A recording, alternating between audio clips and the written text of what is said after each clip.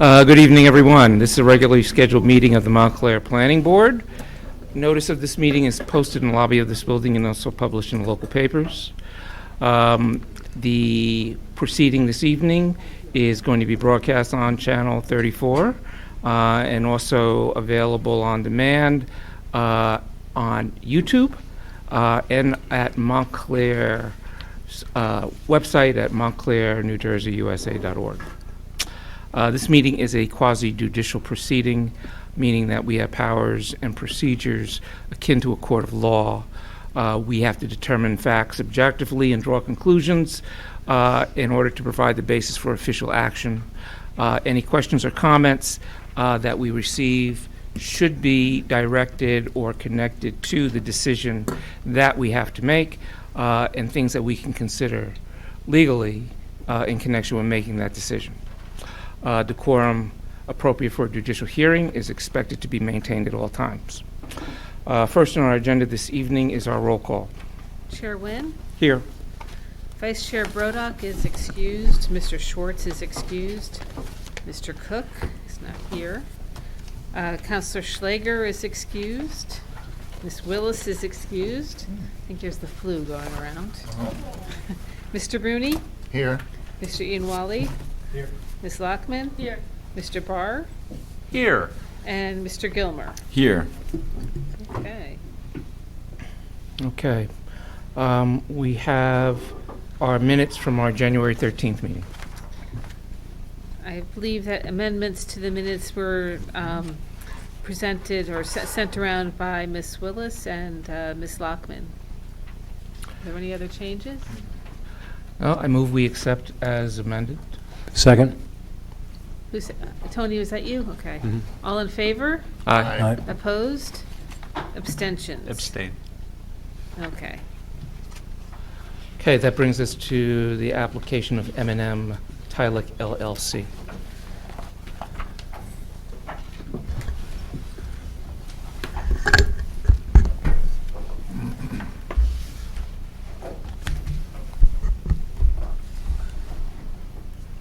Good evening. For the record, Mr. Cook is here. Okay.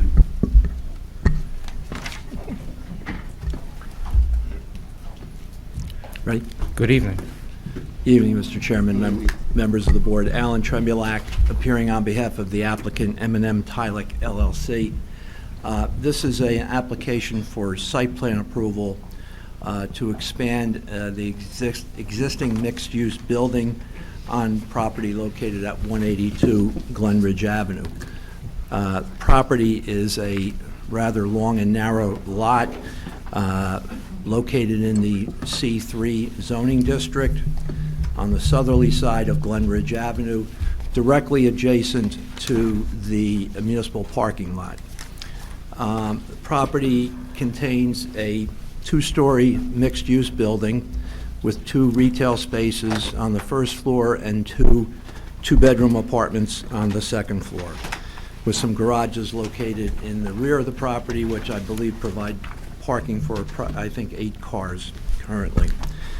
We're here tonight because my client is seeking to expand the building by adding a third-floor addition to the existing building and then also expanding the building to the rear with a 3-story rear addition onto the existing building.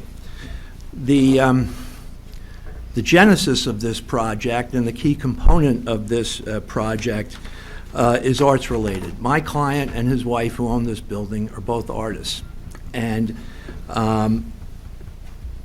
the main, as I said, the main component of what we're trying to do here is to create an arts and entertainment space which my client intends to make available to local artists, other cultural activities, basically for free. About 2,000 square feet of the expanded building will contain this arts and entertainment space. In order to accomplish that and provide something that I think is of benefit to the community, my client needs additional rental revenues to support and subsidize the arts and entertainment space, and that is why we're also seeking, as part of this application, to add 4 additional apartments, which would result in a total of 6 apartments, the arts and entertainment space, some storage space, and the 2 existing retail spaces along Glen Ridge Avenue.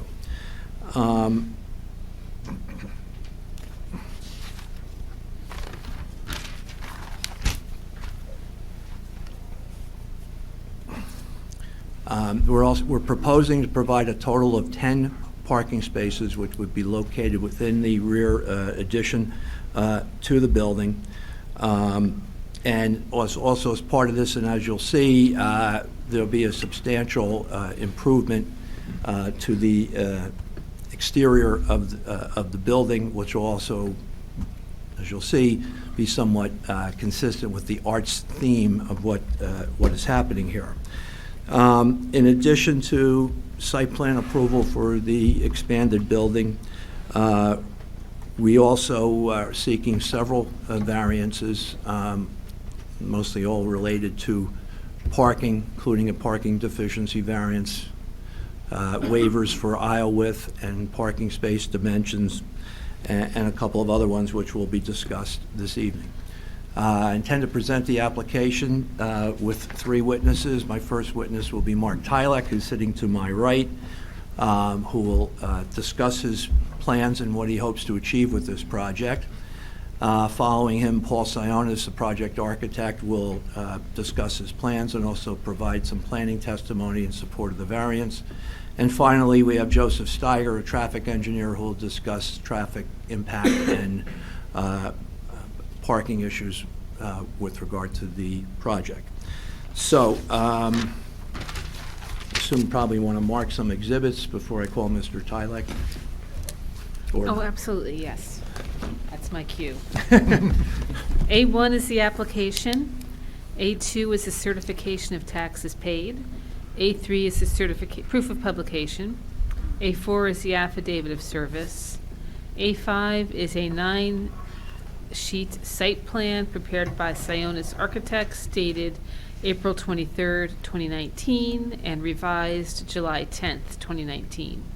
A6 is a traffic report from Dynamic Traffic dated October 8th, 2019.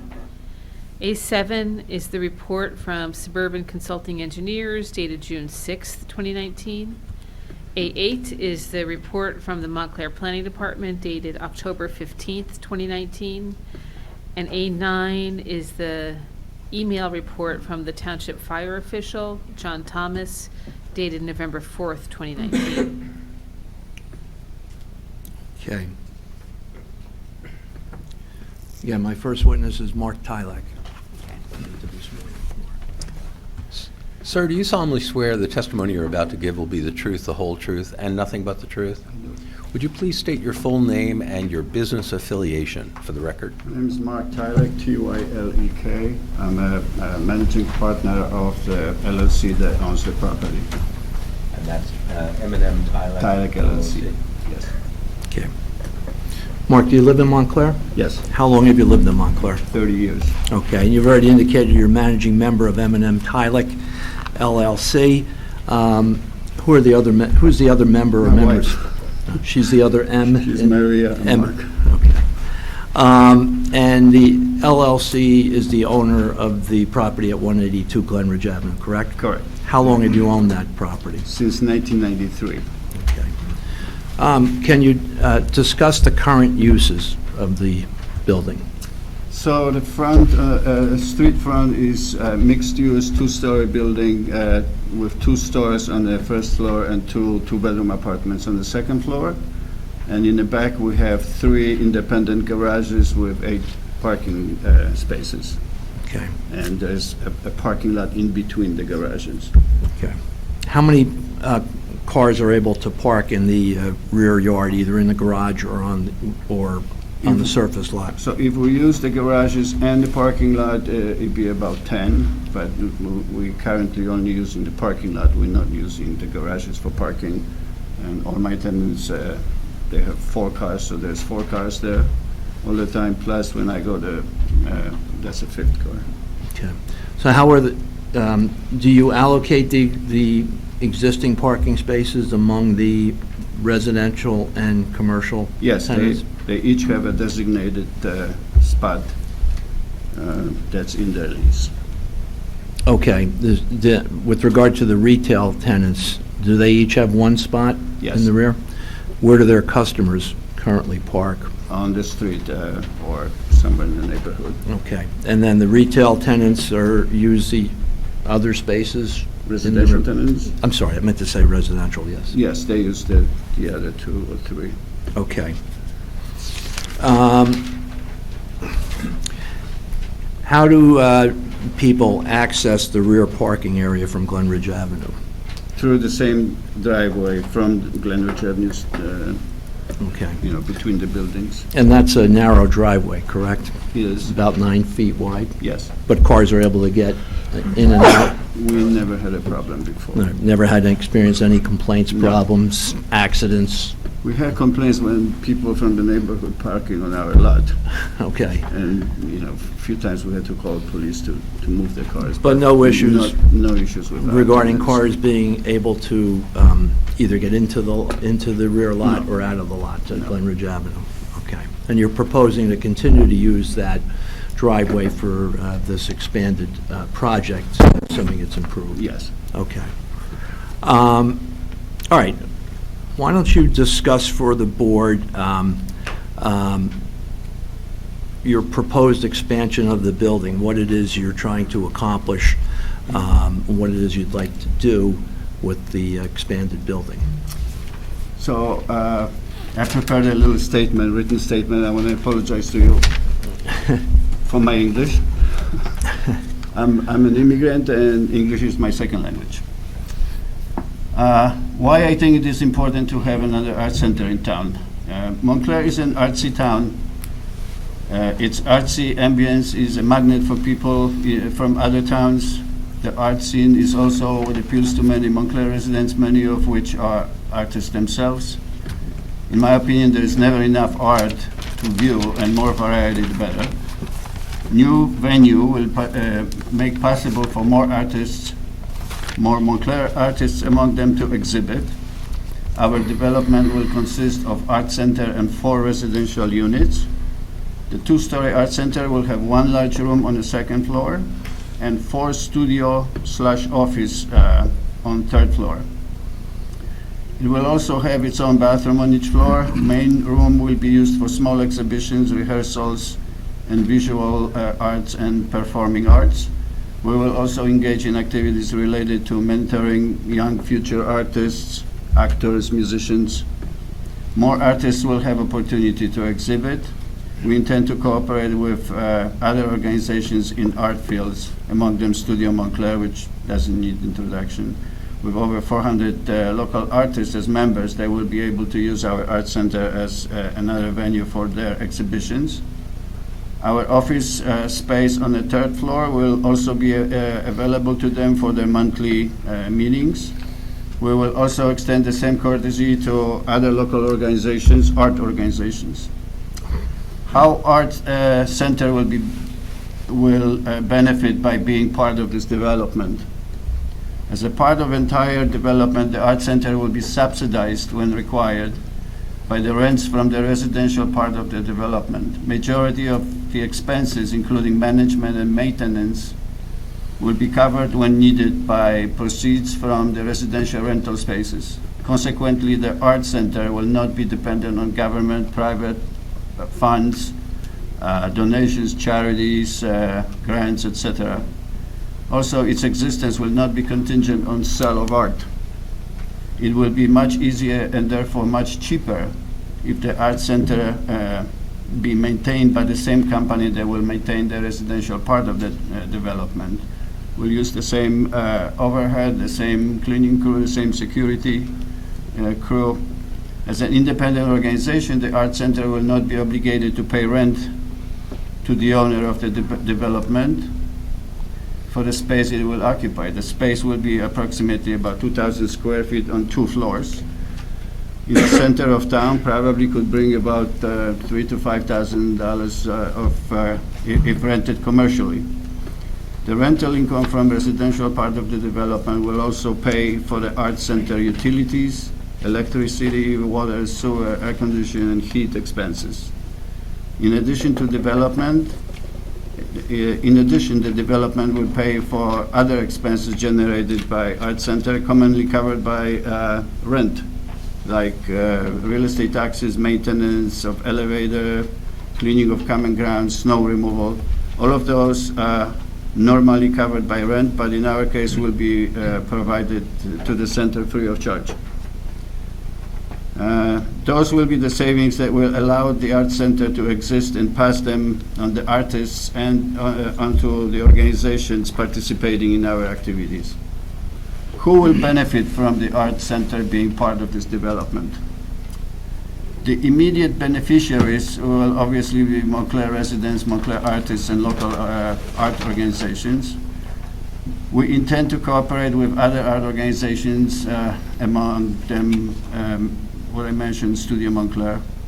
The art center will be focused, among others, on modern, avant-garde, experimental, abstract, and contemporary genres in visual and performing arts, including painting, drawing, photography, cinema, sculpture, dancing, video, music, and others. The art center will be available for exhibitions to unknown but promising artists that otherwise are not offered exhibit space for various reasons, most common one being lack of financial gains for the venue due to artists' background or popularity. I'll have witnesses that coming later, they will testify to that. We will also look for artists with unique, one-of-a-kind art. Art Center will also welcome established local artists from Montclair as well as from other towns whose art is not suitable for most of the average small-town galleries due to lack of interest or funding for unique art. One of our witnesses that will come here, hopefully, is a world-renowned artist with exhibition in major museums in MoMA in New York, MoMA in England, Whitney Museum, museums in Stockholm, Berlin, San Francisco, with current exhibition in Denver Art Museum. His name is Mr. Anthony McCall, and he will speak to the need of spaces that can accommodate very, very unique art that the average person cannot buy, and therefore galleries are not interested in exposure. Our art center will also be available to artists for practice, rehearsals, and studio time on the third floor where small studio type rooms are located. Excuse me. The art center will give artists opportunity to exhibit without any financial constraints attached. No need or requirement for large 50% or higher commission fees usually charged by established galleries selling art, consequently giving unknown artists better chance of exposure to public. Excuse me. So at the end, who will benefit from our art center? In my mind, everybody. The Montclair public with free entrance to our events, special interest groups, for example, students of visual arts classes from Montclair State University, the Montclair art organizations by using our space free of charge, the established artists and future artists to be. What will be provided by the Art Center free of charge? We will organize exhibitions for local artists that fit our art profile. We will offer free of charge space to local artists and art organizations for their exhibitions, rehearsals, studio time, the fit profile of our art center as permitted by our own schedule and activities, providing they do not intend to profit from the use of our space. We will offer our art center to other art organizations for the board meetings or conferences on hourly or monthly basis. Our other free of charge uses would be mentoring one-on-one classes, teaching small sessions for small groups, rehearsals, music, drama, dancing. For example, If a young, hopeful opera singer cannot sing at two-bedroom apartment because it's got a sibling and parents that want to watch television, come to us. We give you the space and you can sing your heart out. My wife, who is a flamenco dancer for 35 years and a founding member of Ballet Hispanico of New York, has practice whenever she has a show, has a practice in our basement. I'm sick of it.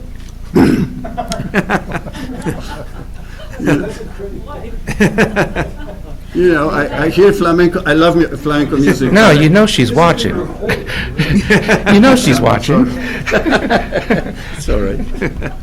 Hopefully she forgives me. She's a serious.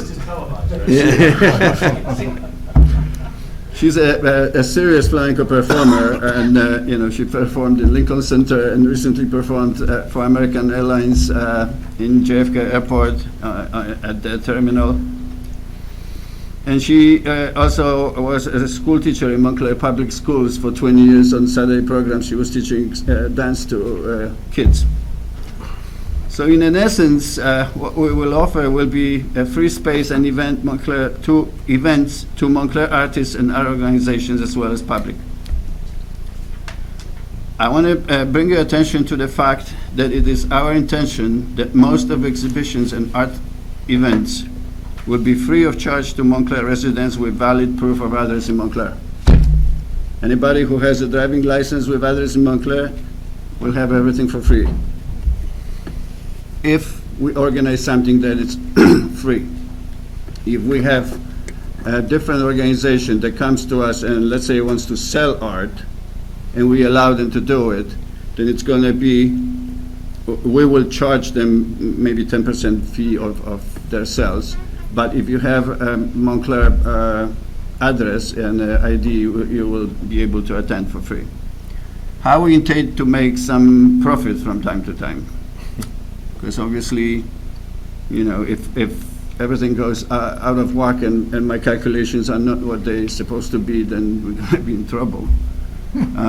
If any activity is scheduled in Art Center by any individual or art organization shall be of profit-generated nature, we will expect them to participate in those profits. However, on substantially lower scale, such lower cost will be available only due to the fact that Art Center will be subsidized mostly by the rents from the residential part of the development. If they will exhibit art with no sales intended, we will provide the space at no cost to the artist or no cost to the art organization, and free entrance to Montclair residents. Again, this will only be possible because Art Center will be part of the rest of the development. What will not be provided by the Art Center during free events? We will not pay for any costs other than offering free space in connection with any exhibitions or events organized by other organizations or individuals that are not organized by our Art Center. In other words, if somebody comes and says, if Studio Montclair comes and says, we want to have an exhibition, we will give them the space, but they need to guarantee their own security, their own management, their own advertising. We're not going to be involved in that. We will only provide the space. What will be prohibited at all times? The Art Center will not be available and will not offer space at any cost for any activities related to politics, religion, race-motivated, illegal, or otherwise not related to our core art programs. I hope that above facts will convince you that the benefits of our new art center will outweigh the detriments of inconvenience parking problem that everybody have. And lastly, I'd like to focus your attention on a few paintings that I have here. These paintings were, some of these paintings, the lemon paintings and that lady there, were painted by a woman who was an immigrant with a little English when she came to the United States, and for most of her life was a single mother who worked 2 jobs in support of her 5 children and started painting at age 75. And that's how she paints. She still enjoys painting today at 86. She's 86. And she was my inspiration to do this. And she's also my mother. So. Let me ask you a few questions, Mark. You talked about your wife's talent as a flamenco dancer. You have an interest in arts yourself, right? Aren't you an artist as well? So, yeah, I'm a so-called artist. I don't know if you can call it artist. I work in construction for 35 years in New York City, and I've done some interior design, and I designed some furniture.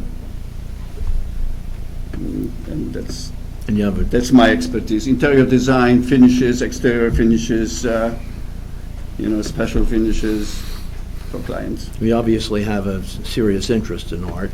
So yes, now that our kids are out and me and my wife have a little bit more time on our hands, I would love to get into painting myself. Okay. So let me just talk a little bit so we understand how this art center will operate. First of all, who will be in charge of the art center? Who will be managing that facility? So I will be a main director. If I can't do it myself, we're going to have to hire somebody, but right now it looks like what I have calculated from rents, it will not be possible, Okay. at least at the beginning. Okay, so at this point, at least, you don't expect to have any employees or staff at the art center? No, correct. Okay. And would that facility have any fixed hours of operation, or would it depend upon the particular? No, it will be open only on a need basis, and mostly what we're planning to do, at least at the beginning, to offer the space to other organizations, other art organizations. We will supply the space, because once we build it and it's included in our construction loan, and the apartments will pay for the loan, the rest is really up to me. You're going to be determining who can use the space. You have certain. No, in terms of expenses. Okay, I'm sorry. In terms of checking who's there and organizing and everything, it's all going to be at the beginning one-man show. Okay. This may be something you're not able to answer, but what would you expect to be the primary times or hours that the facility would be in use, the art So center? during the week, there probably won't be much happening unless somebody comes and says, can they use the space for class or lessons or something, or practice. And mostly the way that I see it is, if somebody comes to me, mentor or an artist, established artist, and say, I have this young man or woman that we need a space for an hour so I can teach her, we will offer that space to them.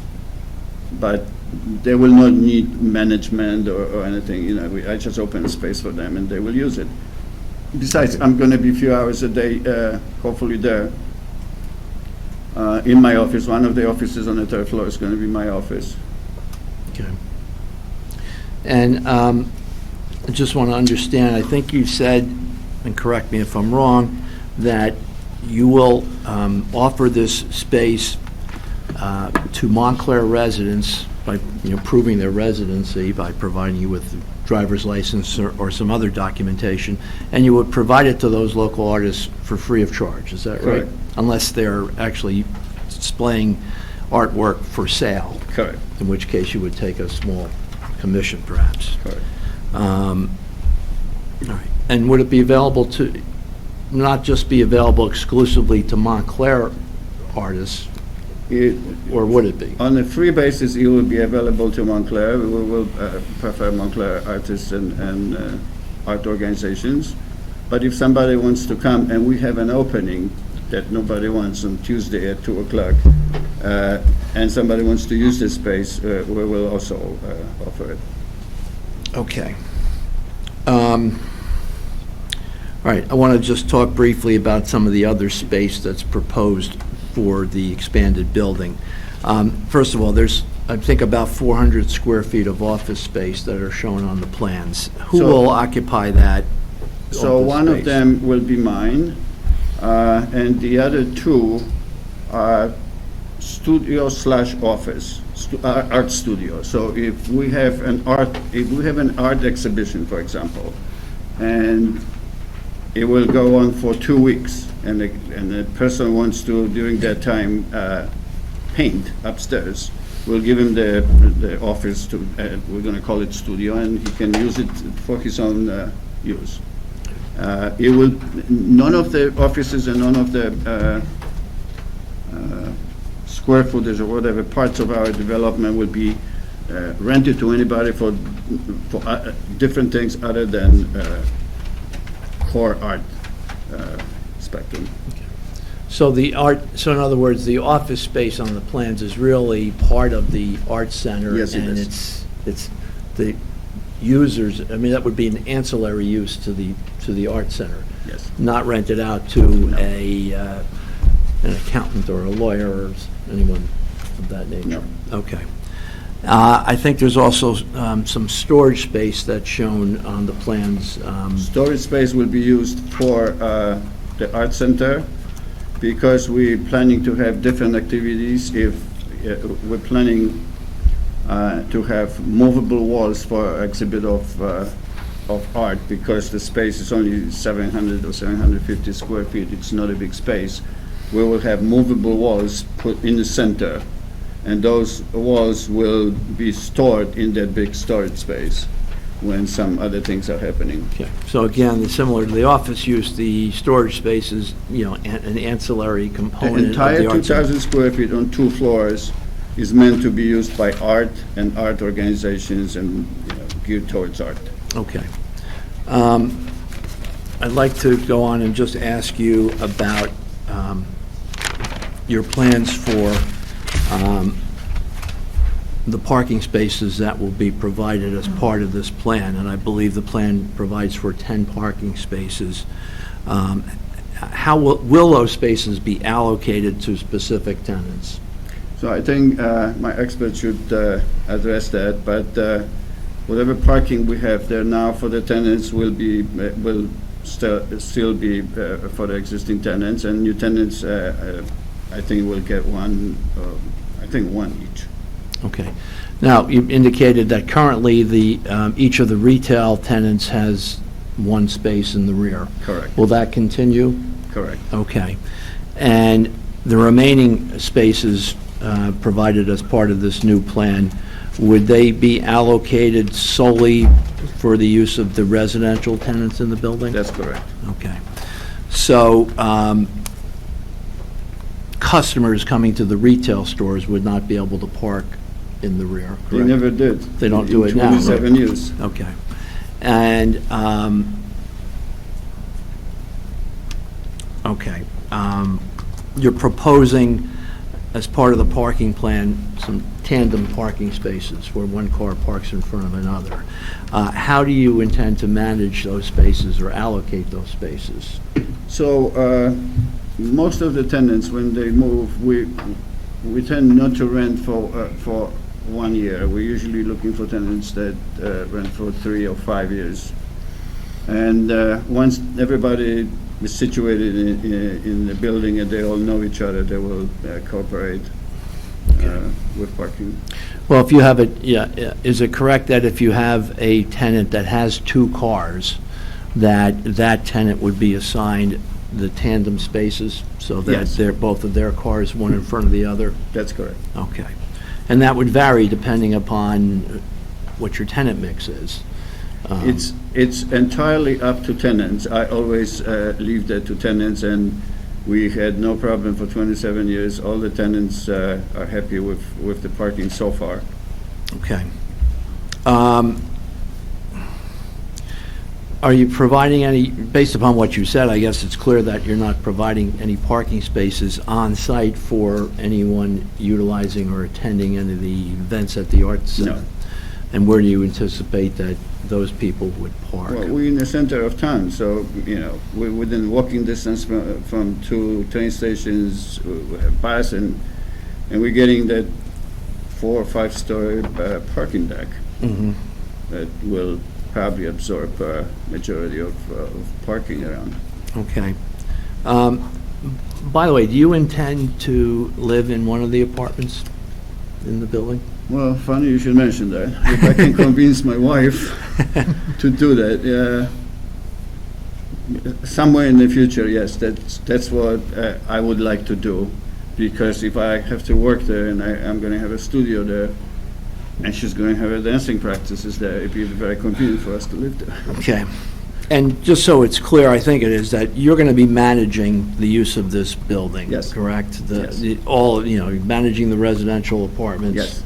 The retail space, and most importantly, the arts and entertainment space. Correct. So, okay. Final question.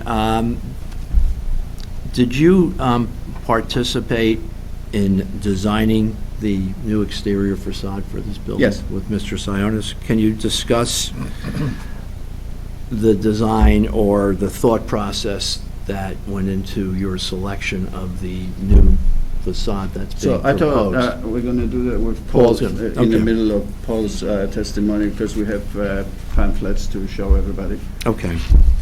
All right. Okay. No further questions for Mr. Tyler. I like what you have to say, but I've got some questions. First, let me see whether I'm understanding what you said correctly. There's 2 commercial spaces, 2 rental apartment spaces. Correct. You're going to expand the basic for-rent apartment space by 2. By 4. Well, okay, you're creating 4 more apartments, but you're not gonna rent all of those 4 out, right? No, we will. Okay. That will be the basis of the subsidizing for the art center. Okay. Those new rents, those 4 apartments rents. So the studios that are on the 3rd floor then are not considered part of those apartments? That's No. gonna be public space? Yes. Or art space? Okay.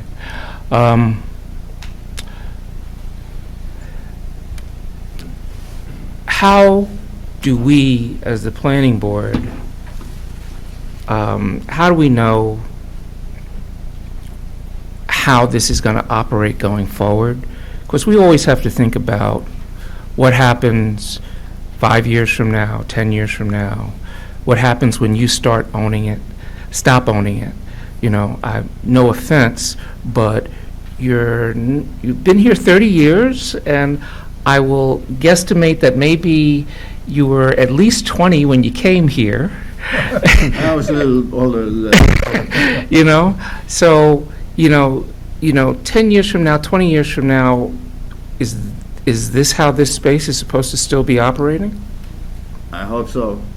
I hope that it will operate the way I envision until we own it, and I'm not planning to sell it. Can I Okay. follow up? I agree with you there. I had the same thought. And I was wondering, is there any thought to changing the ownership, making a nonprofit ownership or anything So- like that? That would be self-sustaining after, if you decide you don't want to do Absolutely. this So- anymore, or? So the development, M&M Tyler LLC will not own, we will own the building, but the art center will be an independent other company. A nonprofit company. Non-profit, probably non-profit or self-funded or something like that. That will, we will have a lease between these 2 companies that they have a free space. So how long a lease? We could sign whatever you want. I'm not selling it. No, but it's a serious problem. Right, Yeah. I mean, because You're, something could happen to you tomorrow. Something could happen to you 5 years from now. You know, your art could take off, you become a famous artist, your mother definitely has talent. Maybe some of that creeped down to you, and, people discover you, and, you're off and running an entirely new career when you're 85. Okay? What happens to this building once I'm you only are done doing- with it? I'm only doing this because I'm ready to retire, and this is my passion. And this is what I want to do for the rest of my life, not as a profession, as a passion. And the same thing is my wife. My wife does what she does now. She's going to be retired in a few more years. I'm going to retire hopefully next year. But we both are going to do this as what we want to do on a permanent basis for the rest of our lives. I don't have an answer to you what will happen after 10 years or in 10 years. You know, I want it to be 10 years from now like today. But what's going to happen? So how do we take that into all this stuff that you've told us about? It's great for today, but, you know, you're talking about massively expanding this building, creating all these new uses that, you know, once you're not here, then somebody else may have other ideas. Then they probably will have to come in front of you and... Not necessarily. No? And that's the problem. We actually discussed this, Chairman Nguyen, at the DRC meeting, and I think what we discussed was that we would stipulate to a condition and actually even memorialize it in a deed restriction if necessary, that the arts and entertainment space would have to be used as arts and entertainment space in perpetuity, or if there was any attempt to change that use, they'd have to come back before this board. Because you realize that space, it has a small parking requirement under the ordinance. You know, so if that were to be converted to some other space, they would have to come back here for at least a parking variance. And we're totally fine with that type of condition. Yeah, I don't know whether I'm fine with it, though. Well, Designing a what custom we can building, do. yeah. As long as they're commenting, man, Yeah. these are comments, not questions. May I comment? Personally, I will look at this as commercial space. I could care less about what its use is. This is commercial space. So it won't affect my judgment of the building. If it turns into commercial space, it's still quasi-retail. And there's also a parking garage being constructed next door. I think the architect put it on the drawings as a commercial space. This is not a residential space. I just think that the issues, at least for the parking calculation, we have a different ratio for an art studio than we do for like retail space or office space. So the that's deficit issue. increases. Yes. The deficit would increase. Yes, if we considered it as commercial space, like office space, I think there'd be an additional 4 parking spaces required.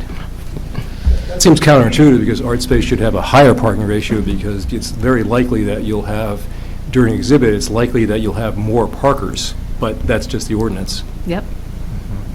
So if I may say something, the 3 offices that we'll have as a part of the space were figured as far as parking requirement as offices.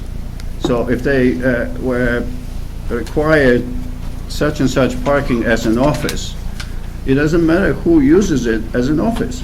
Well, that would be true if you were parking all that you were required to park, but you're not. You're not even close. So, you know, that's why it's a concern for us. I think, you know, we may come back to this, you know, later on in the hearing. But I just wanted to hear from you, you know, what your vision was and how you thought that this was going to proceed. My vision is that in a few years when taxes become unbearable where we are, we're going to move there and that's where we're going to spend the rest of our lives. Okay. Can I guarantee that 100%? Of course not. Any other questions from the board? Another consideration, building on what Mr. Ianwali had mentioned with the parking. So just also getting a sense of what the surge may be for some of the exhibitions, you know, how many people we would expect parking. I'm not sure if I saw that in the current plans. It seemed to be more, you know, steady state what we expect. But given that there may be larger events than just the day-to-day, it would be good to understand what you expect. So I say what I think, but I leave the particulars to the architect. Mhm. So we are going to be specifically focused on small groups, 1 to 5 people, let's say. no more than that. As far as an attendance, that's is done by requirements of whatever fire codes and you know, whatever the occupancy of the space can be. And I think Paul Sionis will testify to what's the number. And you mentioned that so far to date, very few people would park on site that are, you know, patrons of the facility currently. It's largely people that either work there or live there that would be parking in those spaces. Do you have a sense of how many people would be coming and parking as patrons of the facility now? And this is just to get an understanding. To the art center itself? Right, just to get an understanding from you what steady state looks like in terms of parking demand for the lot that is off-site. I don't have the number because I don't really have an experience in how popular this is going to become. You know, it might not take off and we're going to have a problem. So if you had, can you answer this then? If you had a show that had 5 or 6 people in it, what kind of attendance would you consider successful? 20 people, 25 people. I mean, it's a small space, you know, it's like this, less than this. Okay. Well, again, we're just trying, we're trying to get an idea of what the possible potential exposure by is. fire code, we're allowed to have more, but I don't participate more than 20, 25 people. Mm-hmm. But mostly we will focus on small rehearsals, you know, exhibitions might come and go, but the bread and butter of this art center will be activities or small groups like rehearsals and practice and those types of activities. So it's not necessarily meant for display or performance, rather than it's space that you anticipate artists will use prior to them being ready to perform or exhibit their space. You know, it's like little rehearsal rooms and studio rooms just for individual use. So, for example, my wife always dances with 1 or 2 or 3 partners. And so that's what I envision. They're going to have 3 or 4 people at the time. Practicing. Practicing. But not rehearsal. showing. No shows. Yeah. But that's still a but that's still a possibility, right? Is it a That possibility? you might have a small show. I would be against dancing shows in that facility. What about Music, how about? what about music? What about, you know, poetry readings, you know? Poetry slam. Poetry, maybe, you know, more quiet things. Quiet performances, so it would be a combination of performance and rehearsal space. Yes. But mostly art, you know, visual art rather than performing art. Will the tenants be complaining about your wife? I was going to save that question for Mr. Sionis. I wanted to know about the soundproofing. I can tell you, I intend to soundproof the wall between the commercial and residential. Let's leave it at that. I mean, you're asking us to approve a really very customized space, and yet I'm not convinced that 10 years from now we know what's really going to, you know, what will happen. You're saying that you're going to stipulate to it remaining an art space. What if it becomes kind of an obsolete thing, because it is very customized? Then what happens? The use is customized. The space is not customized. Space is a commercial space. It will be a commercial space. The use that we propose is customized to what we would like to do. But if you have, for example, on Bloomfield Avenue, a store that goes out of business, and then you have certain guidelines what can go into that space. I think the same goes for our building. Well, I think we're thinking that, you know, you're talking about second and third story space. So you're not really talking about opening up a store on the second floor or third floor. We're really thinking more in terms of office space, or, you know, potentially there might be some attempt to convert that space to more living space. I hadn't really looked at the window arrangements. I mean, but you know, we've had so many people come in and talk to us about micro spaces and this or that or the other. Well, certainly that performance space could be converted, is large enough, for something beyond a micro apartment, but I don't know whether or not it would fit other requirements. But again, we can talk to Mr. Sionis about that. But, in terms of, let's say it becomes, if it becomes office space, then as Janice points out, then there is a higher parking requirement than what's being proposed. So, we're talking about, at the present time, that you have, you're providing, 10 spaces? Yes. And you require 27. And so if it becomes office, then you're going to require 30 some odd. So, so you're already almost only providing about a third, and, it could be more than that of a deficit. And just because there's a parking facility next door, that parking facility's been promised to other people. And we don't know, whether or not that parking facility can handle an overflow of 20 cars, if it had to, because it was already designed to handle an overflow from the project that's across the street, in addition to what it's currently dealing with now. And we have restaurants. We have a row of restaurants on the other side of the street that already have parking issues. So, we have to, these are all the things that we have to consider. I totally understand the concern, Mr. Chair, but I don't know what more we can do, other than what we've offered. Well, which you is might, to say- and you might not be able to do any more, and that may be, Yeah. that may be what determines the decision that we make.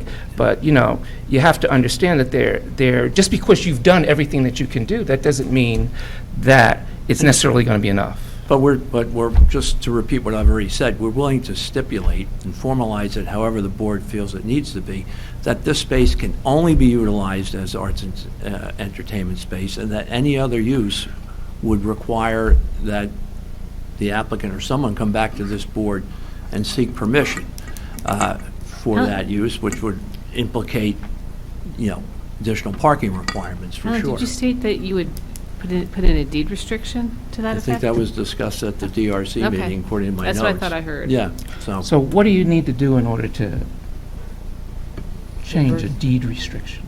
If somebody, since we're talking here, somebody 10 years from now says, I have all this space in this building, I'm not using it, I'm not giving it away, I can't afford to, taxes are too high, I have to make use of this space in order to support the taxes and whatever upkeep, maintenance of this building. I need to get that deed restriction changed so that I can convert that space that's currently performance space into either residential or additional type or different kind of space. Well, initially, they'd have to come back here, and just initially, they would have to argue that.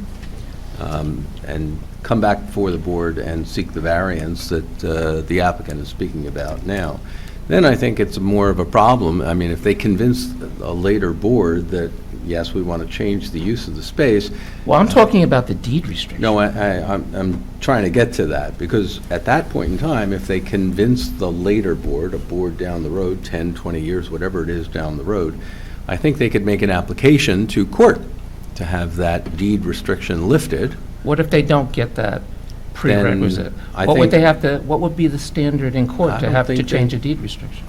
It's a tough one. it's a difficult standard. Very Because tough. it's being given for the benefit of the public. Correct. The community. So, the owner of the property couldn't just go to court and say, I'd like relief from the deed restriction. I understand that. It's an argument. But They would have to go to court. I would like to know what the standard is. I would like to know, because, if we're going to consider a deed restriction as solving a problem, I think we need to quantify just how much of a solution it is. Deed restrictions can be changed. I would recommend not creating this complication of a deed restriction. This is 1,800 square feet of commercial space that exists right now.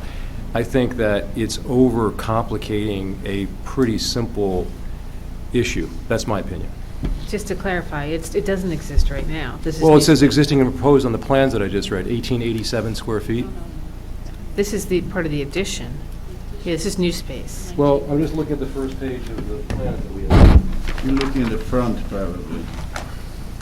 It says existing and proposed, 1887, I'm sorry. That's something for architecture. Okay. The space in the back is new, the space in the front is existing. Right, it's not, if that's a combination of the both, then it's, all of that is not existing right now. Their proportion of that is what they're proposing, and I'm not quite sure what percentage of the total property this additional commercial space constitutes, but again, I thought we could get into that with Mr. Sionis. Okay, I'm just reading the plan. It says it's the same. So what is the, well, we can get into it later. All right. Any other questions? Just one other question on the use for that space that we had discussed, the art space. It will not be accessible to tenants to use for gatherings, No, entertainment purposes that No. they deem arts and entertainment. most of the time, if there's nothing of the art origin happening there, it will be locked. And for these art exhibits, the most it would be is wine and cheese, but no food in the arts and entertainment area. I wasn't thinking about wine and cheese, but Or just, I know how these events kind of go, but there would be no significant catering in that space No. either. Right, okay. and we can put that in the bylaws of the organization that will be in charge of it. I've just seen these spaces in places that I've even lived, you're living there, you're walking by, you're looking through the window, like, oh, that looks nice, and the lights are out. Yeah, I've even had like small weddings in these spaces, so I really want to be conscious about I how like tenants may quiet view. music, books, Right, movies, art, right. not, no parties. Thank you. Other questions? I guess I would be more comfortable, you asked what's the solution? I would be more comfortable if you had said something like, after, in my will, I'm saying that the property will go to this nonprofit entity that you've created. That would make it more a lasting kind of building associated with this arts group. I'm not at the position where Yeah, I I'm can just saying you asked for donate solutions, money to but, other people. yeah. I donate, if I have any money left at the end of my life, I'll donate it to my family. It's, No, I'm just saying. You asked for solutions, that would be something, you're customizing this building for a particular use, you're asking us for variance to support that customization. What happens 10, 20 years down the road, in my view, if it was something like, all right, you're saying that this eventually will go to the nonprofit organization as their home in perpetuity. we offering a variety of free use for a lot of groups, a lot of people, most of the time. And that's the leverage for parking. I think, what we offering for the benefit of the public, it outweighs the parking problem. Parking problem, everybody in town have it, whether they do something good for community or not.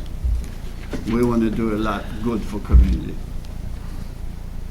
And just following on Chairman Wynn's point about the uses of the parking garage, is that something that we're aware of, like we asked about on 37 Orange Road, who has commitments? And Well, there are no commitments. That's purely a public parking garage. It's not, there'll be permit parking and there'll be metered parking, but it's a township lot, or township deck. But that wasn't figured into the Seymour Street Street, project It as was, part of the but- parking But requirement? none of the required parking for Seymour Street is in that deck. So none of the overflow from the patrons going there in the They were evenings? They were able to get their parking within the two decks that they're So building on the other. why did we have all that testimony about people crossing the street and coming through the alleyway? And there need to be flashing lights in the middle of the street? We'll have to come back to I that think and that's also clarify because that. they're actually taking some of the permit spaces that are currently on the south side of Bloomfield, and those permit spaces will be on the north side of, so the permit spaces are moving, not the spaces for the new uses. So how much? Yeah, how many So permit how much? spaces? How much are the permit spaces? How many? How many are there?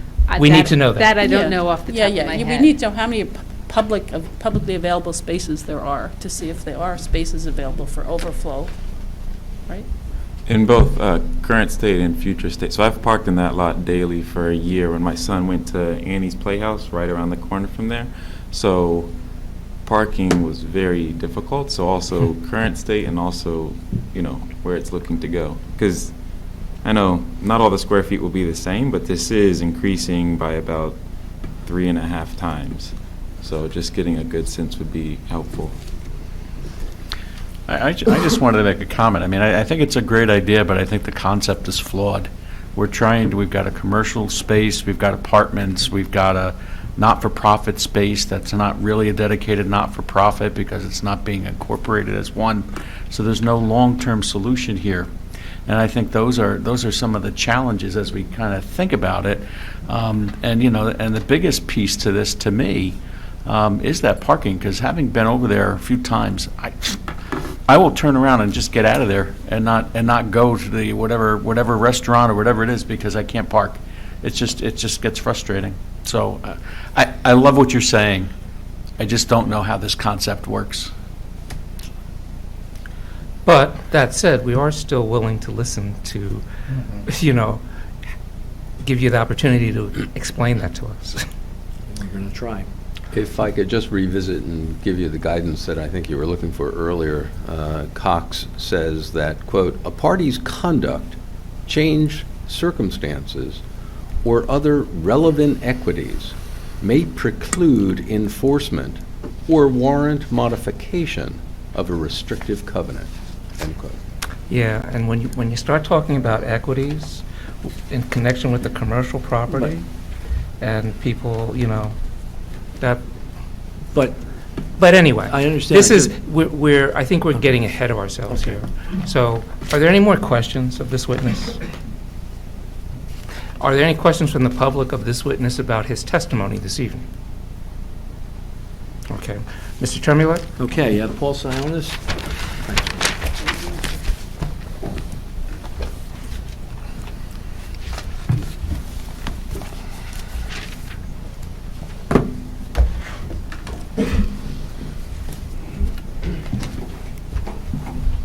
Do you want me to distribute those for you?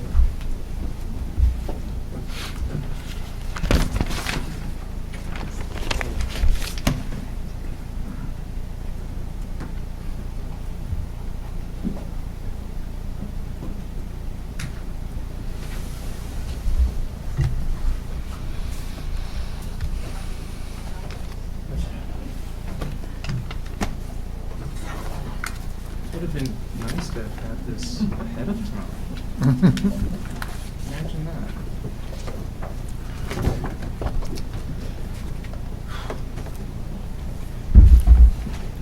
Awful nice printer.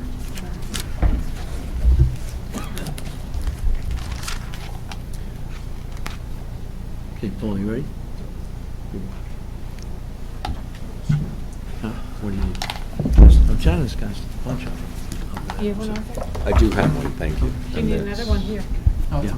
We could share. That'll be what, A10? Yes, we are up to A10. Okay, Paul, you need to be sworn. Ms. Sionis, do you solemnly swear the testimony you're about to give will be the truth, the whole truth, and nothing but the truth? I do. Would you please state your full name and business affiliation for the record? My name is Paul Sionis. I'm principal architect at Sionis Architecture, PC, located at 8 Hillside Avenue, Montclair, New Jersey. Mr. Chair, I'm offering Mr. Sionis as an expert in the field of architecture and professional planning. I think he's testified on numerous occasions. Mr. Sionis, who? He's got a beard now, but it's still Paul. Oh, He's got a little he's got a beard. facial hair. Sorry. Yeah. I don't know if the camera All picks right. that up We- so well, we- Paul. We will accept. Thank you. Okay, and here's- Paul, Your office I guess prepared... I'm done, right? Yeah, okay. Thank you very much. Paul, your office prepared the site plan and the architectural drawings submitted for this application? Yes, we did. And you're going to review those plans this evening? Yes. And you prepared a PowerPoint presentation that you're going to use to assist with your testimony this evening? That is correct. Okay, we've distributed copies of that to the board, and is that going to be A10, Janice? Okay. Okay, Paul, would you please review your plans with the board? Sure. Mr. Tylek described the intent of the project. I'll go through the drawings. So I'll walk through approximately 18 slides, and I made copies of each of the slides that you have as Exhibit A10. So the property is known as 182 Glenridge Avenue. It's on the south side of Glenridge Avenue. It's the second property to the west of North Willow Street, and it's adjacent to the existing Midtown public parking lot that's planned to become a 5-level parking deck in the future. The current parking lot, the Midtown parking lot, is about 5 feet higher in elevation than this subject property. To the east of this subject property is a 2-story office building. Directly to the south of the property are mixed-use commercial buildings that face Bloomfield Avenue to the south. Directly to the east, at the rear of this property, at the southeasterly portion of the subject property, is the Groach's Towing Service and impound lot. And then directly across Glenridge Avenue, as was stated, there are several mixed uses from west to east. There's a restaurant that's Crosby's. There's a Finn restaurant.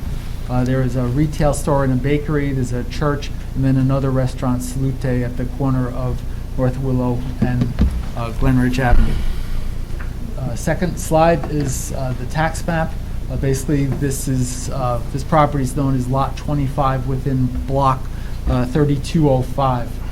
Third slide is the survey map, except it's been colored by our office for better visibility. As you can see, it's a trapezoidal-shaped lot. It slopes from south to north. The south side of the property is about 7 feet higher than the north side of the property, and it also slopes from west to east, from right to left on this slide, about 2 feet in elevation. The lot size is 7,100 square feet. That has a frontage of 46.98 feet, and then the rear of the property, the dimension of that property at the south is 30.7 feet.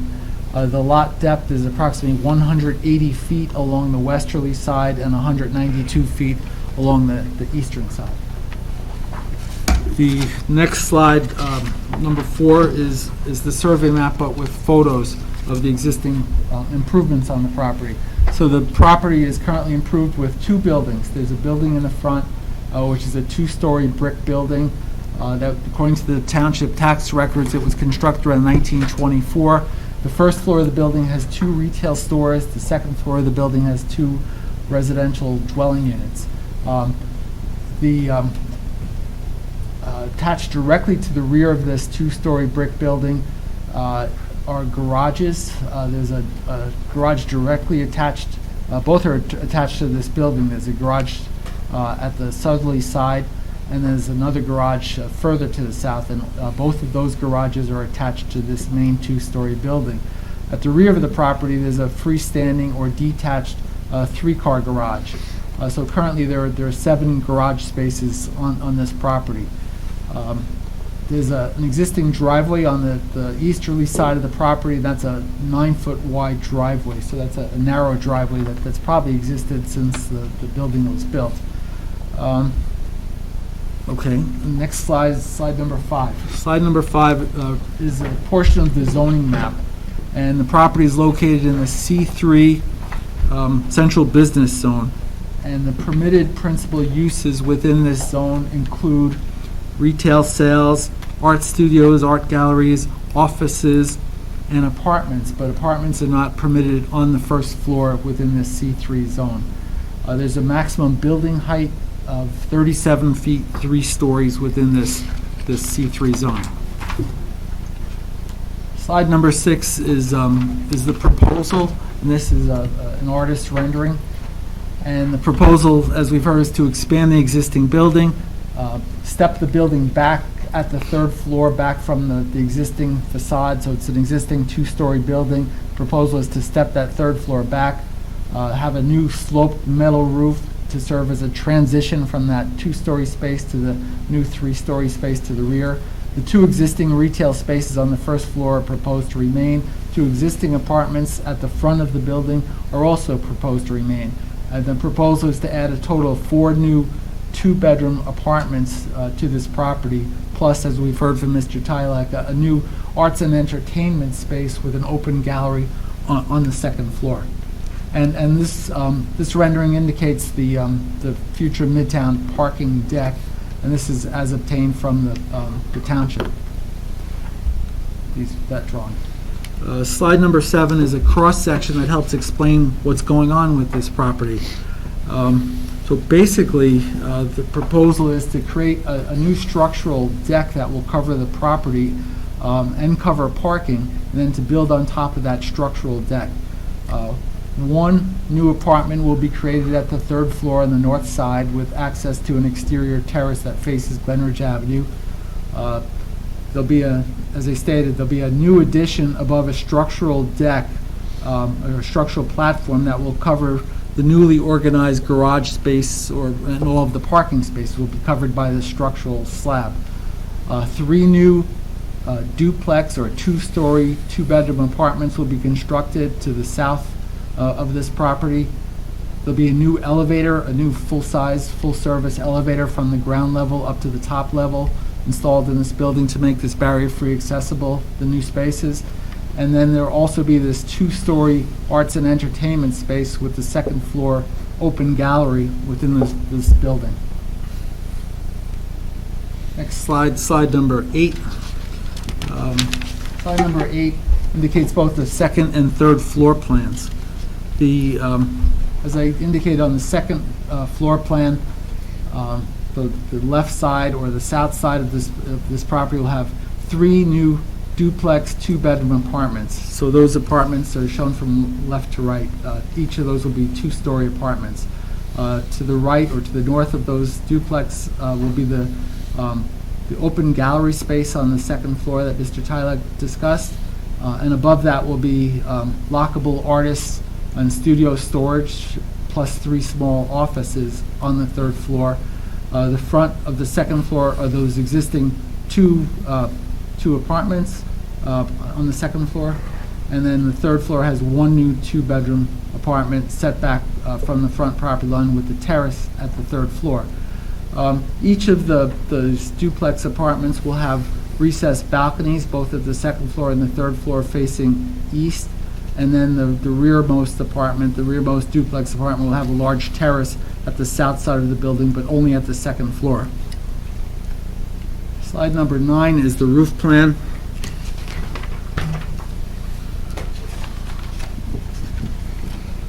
So the roof plan, apartments number 4 and 5, which are the ones that are colored. Apartments 4 and 5 will have large roof decks. So I'm looking at the roof plan here. So the roof decks will be accessible via a fully enclosed stair from the floors below. From the third floor below, there'll be an enclosed stairway that the tenants will be able to get up to the roof deck. We have these stair bulkheads shown larger than they have to be, anticipating that roof patio furniture could be stored in those bulkheads during the winter months or during inclement weather when tenants are not on the roof or using the rooftops. The bulkheads comply with the zoning requirements. They're less than 10% of the roof area on which they're located.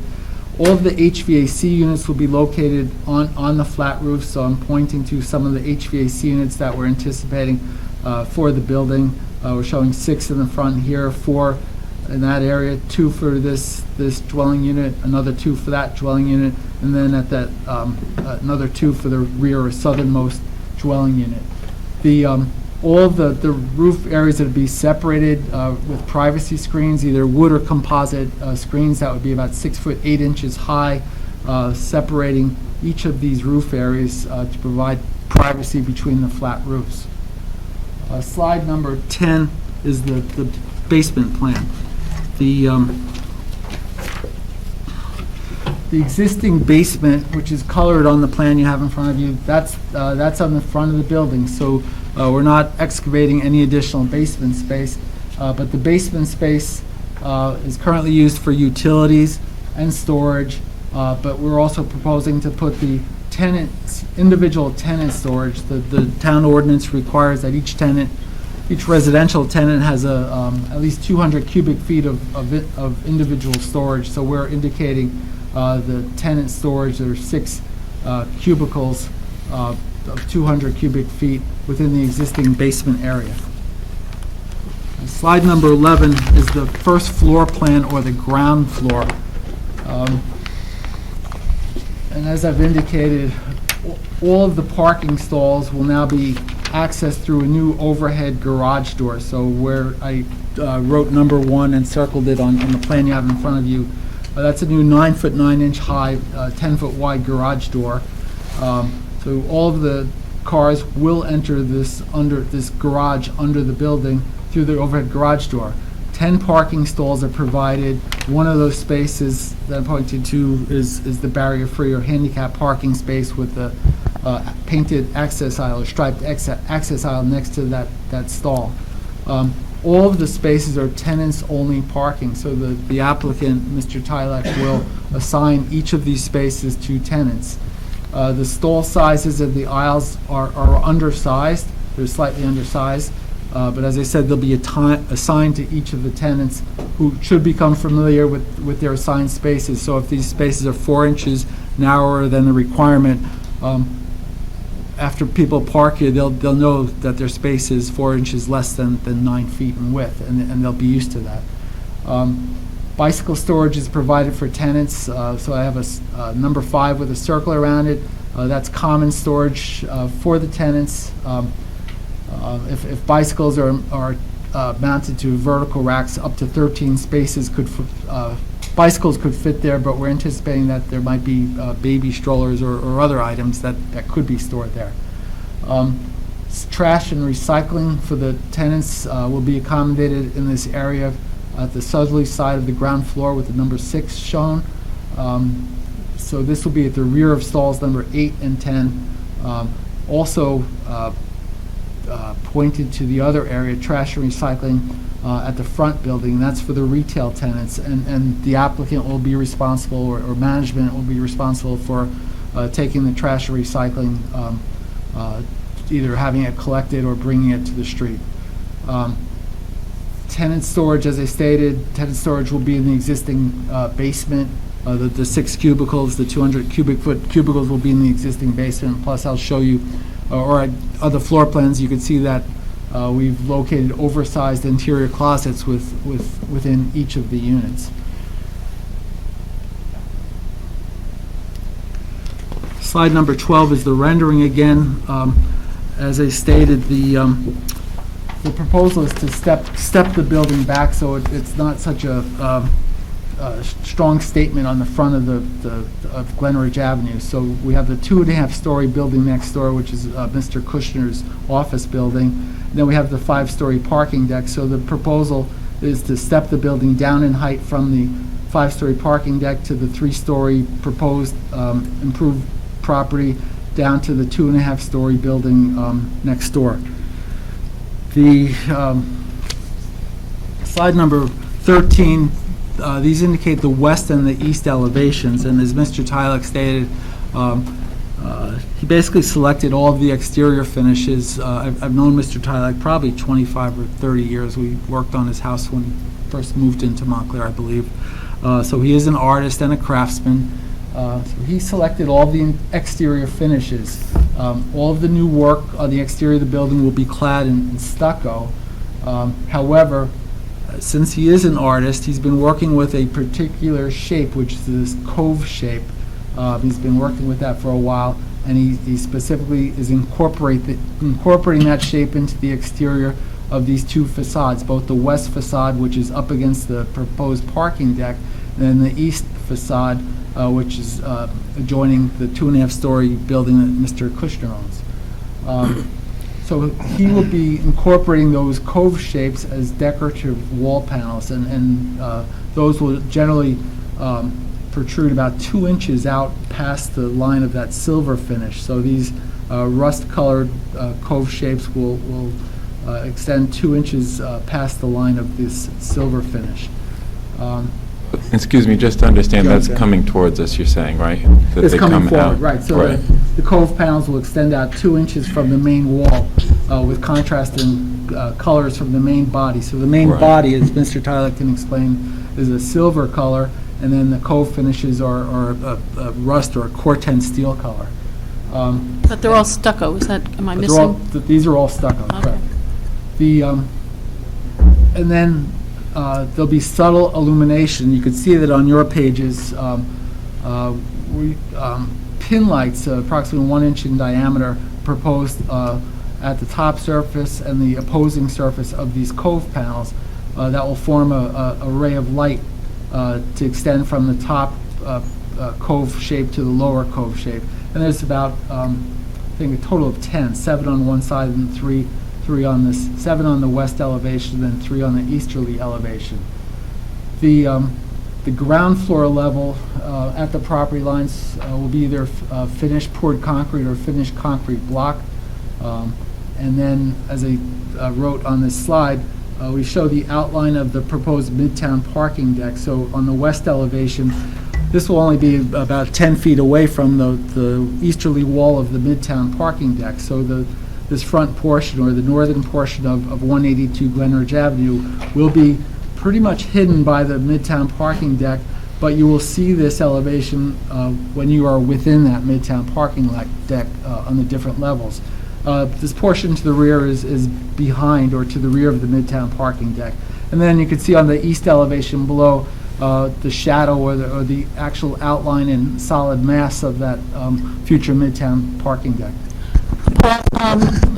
Paul, with respect to the space, you said it's 10 feet from the wall of the parking deck to the wall of the new structure.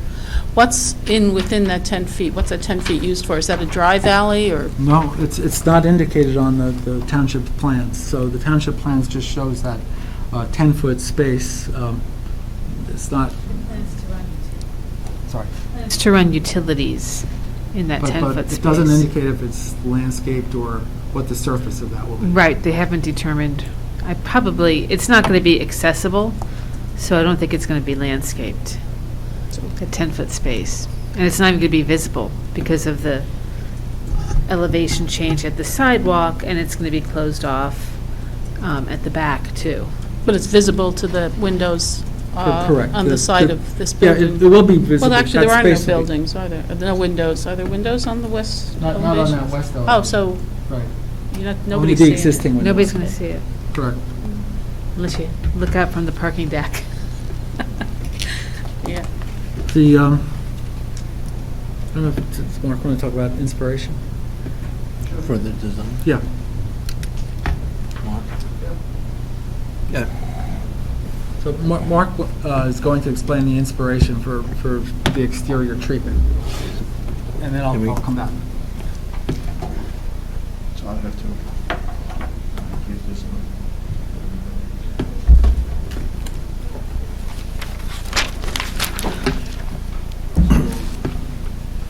This is why we want to be different. Well, Mark, this is A11.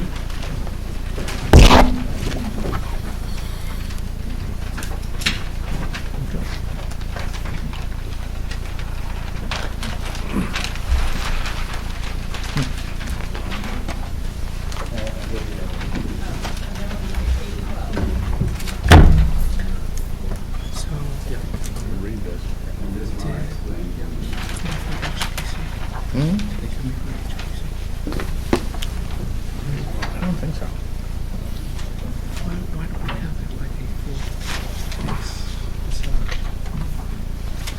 It had it on one of the pages. Yeah, it's like 2 inches big.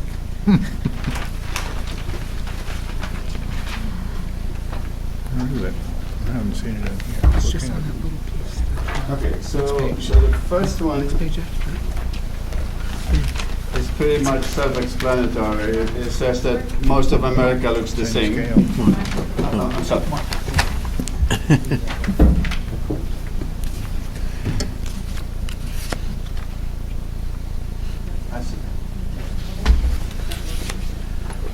Or you can just use it.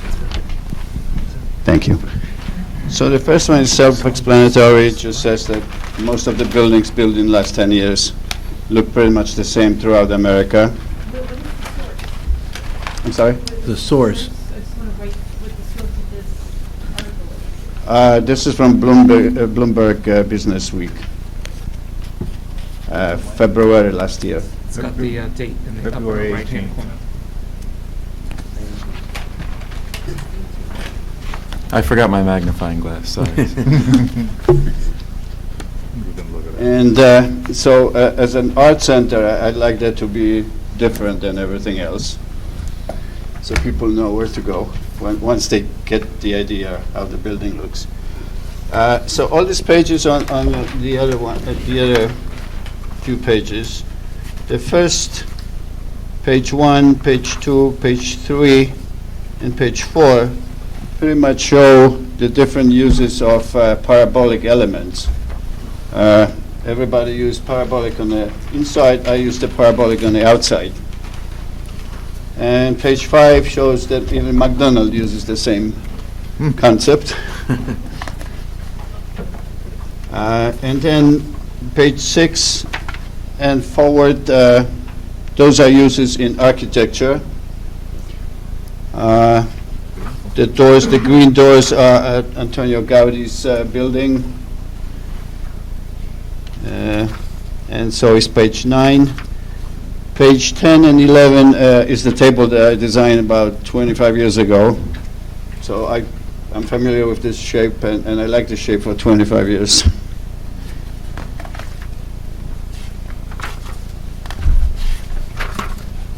Page 12 as well. And a couple of examples of the same shape from Montclair. Page 13, it's the same use of the same shape on Upper Mountain in a private residence. So is page 14. Page 15 is brand new bridge that we got on Bloomfield Avenue. They use the same shape. Page 16 also. And page 17 also, that's around Panera store. So basically, what I did is I wanted this building to stand out as far as the exterior. And I call these 3 darker pieces towers. They at the top house the bulkheads, and one houses the elevator shaft and elevator engine on the top. I had a pictures here, but I don't know how to use this. I'm just going to skip those. Frank Gehry, his key design features is using a stainless steel and aluminum, very shiny buildings. Walt Disney Center, Guggenheim Museum in Bilbao, all of those are very famous. He's very famous for using stainless steel. Well, we're not going to have budget for stainless steel, but I still would like that stucco to be sort of stainless steel or aluminum-like. And we'll have samples of colors. I don't know where to put this. This is how the painted stucco of the main wall is going to look.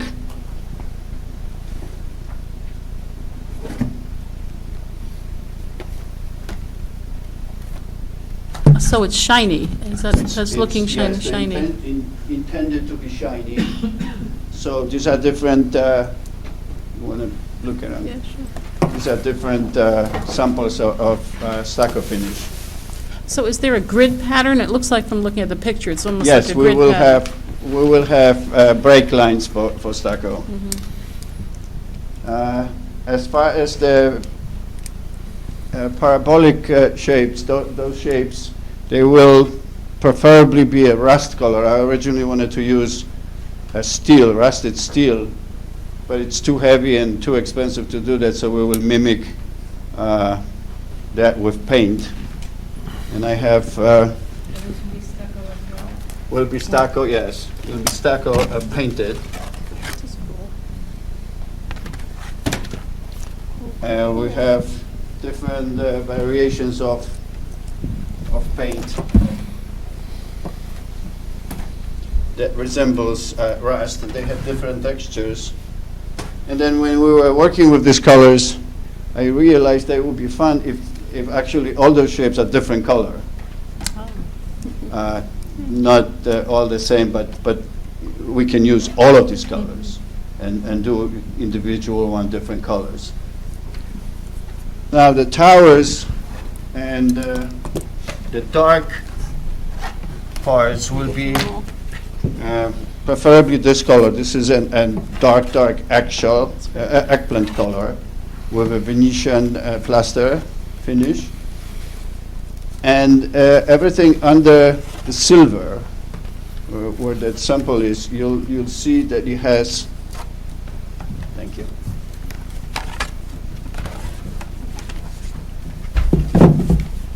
This one is applied with a scratch method, and the dark behind it is also an eggplant color.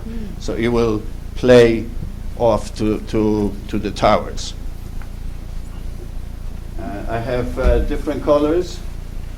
We settled, I think this one is the best, but we can discuss the different colors of the eggplant and different textures of the silver. That's it. Okay. We'll have Paul come up to finish his testimony.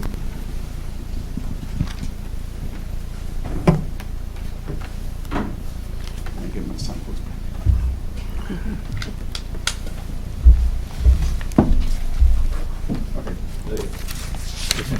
Getting through. I think what Mark's trying to say is that, he doesn't want it to look like many of the other new buildings that have been built, like in the Northeast. We want to be different. Yeah, no, that's- Yeah, he wants to make a statement, doesn't want it to look like many of the buildings on Bloomfield Avenue in this town or the surrounding towns. The slide number 14 is both the top drawing is the front view or the streetscape view is seen from Glenridge Avenue. So from left to right, the 2.5-story office building directly to the left or to the east of the subject property. The yellow color building is the subject property, so that's the existing brick color that's there now. The new third floor with the pergola and the sloped metal roof. Existing storefront will remain, existing windows for the apartments will remain, and then this is the third floor terrace, and then this is, again. Well, Sure. what is the third floor terrace? Is it the same brick that's on the first floor? Third floor terrace will be stucco. The brick Stucco. will be extended above the Above. parapet here, but then step back for the new addition will be the stucco.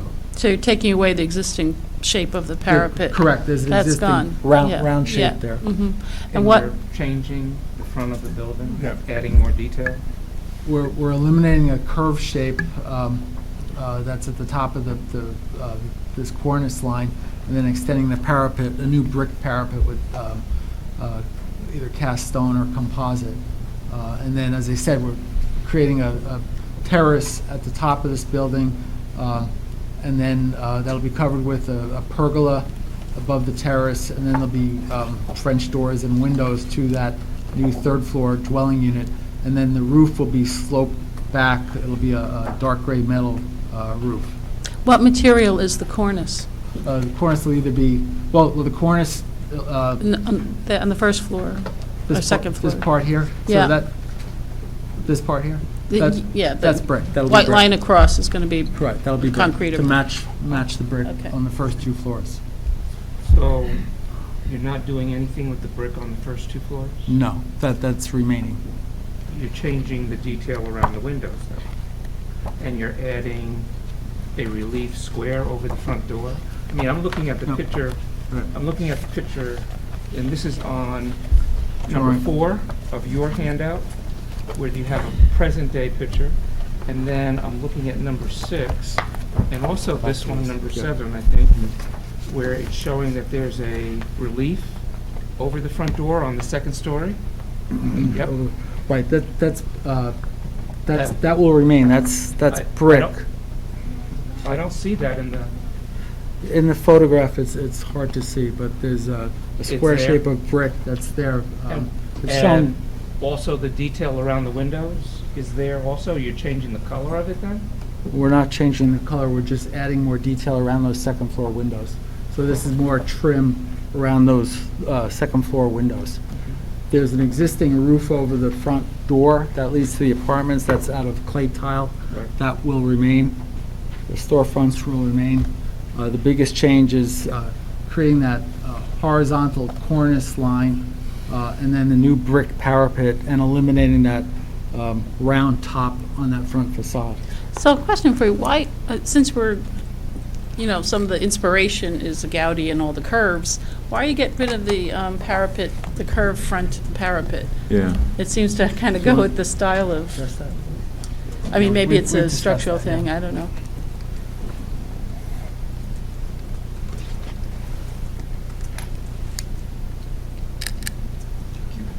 So we're going to build 3-foot parapet, which will cover the existing shape.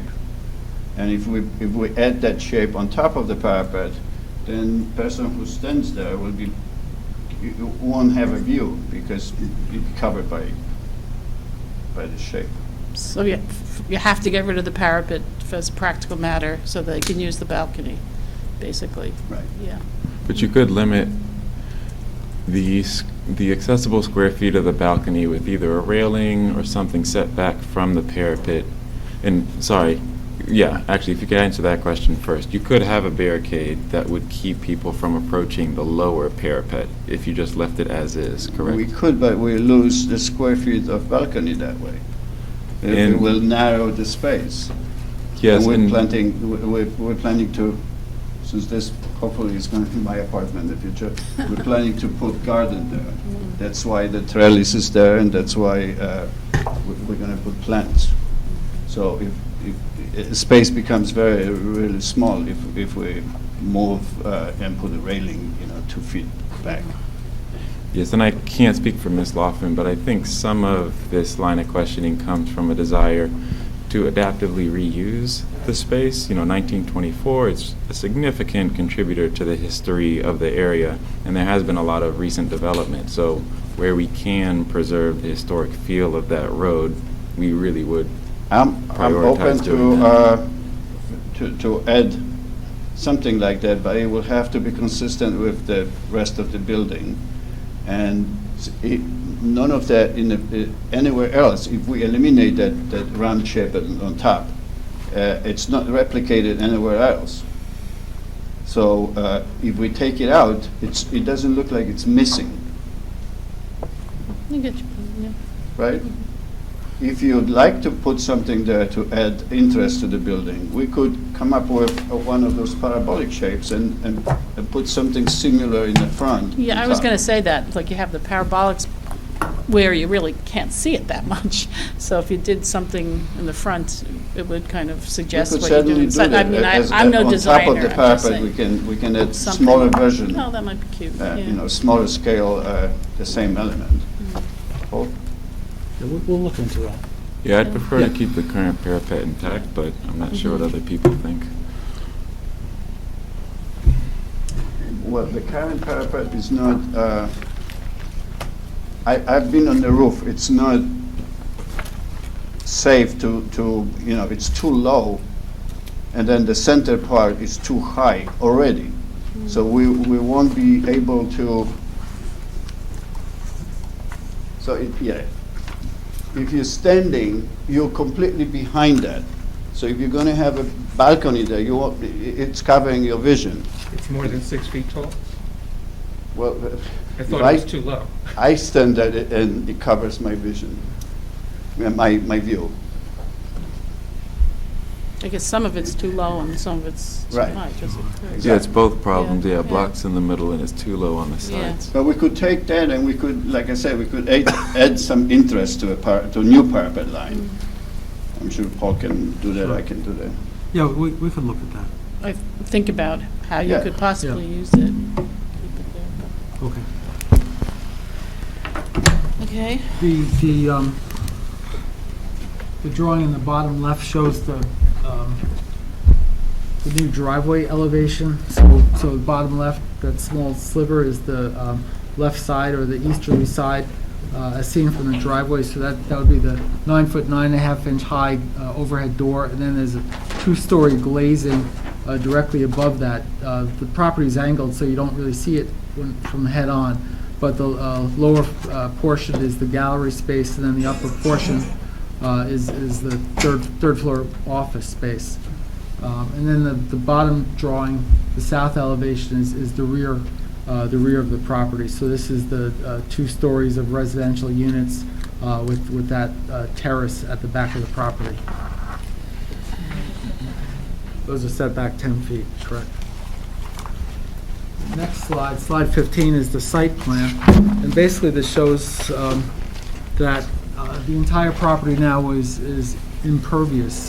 So it's all either paved or building coverage, and that will continue with this proposal. So as I stated, there'll be a new addition constructed over a structural deck that will completely cover the ground floor parking. And then as shown on this slide 15, is the portion of the future Midtown parking deck, in addition to a future trash and recycling enclosure that we've been told that the township will construct on the Midtown parking lot. And part of this is that we're providing emergency access from the rear of this property and onto the rear of the Midtown parking lot. And that was as part of a meeting that was held with representatives of the township, the applicant, and Mr. Trimline. Hey, Paul, there are 3 trees back there, I thought. Can I walk back there? Back in. Right in that corner, like, no, in the lower left corner. There's 3 trees that seem to be on the property, the Yeah, subject property. I don't believe they're on this property. Yeah, I think so. You look at the. I mean, they're not in very good shape, but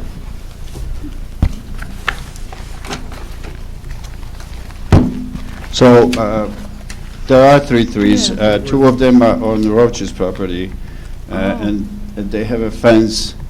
They kind of grow into the fence. okay. And the third one is a mulberry tree that's dying. Oh, okay.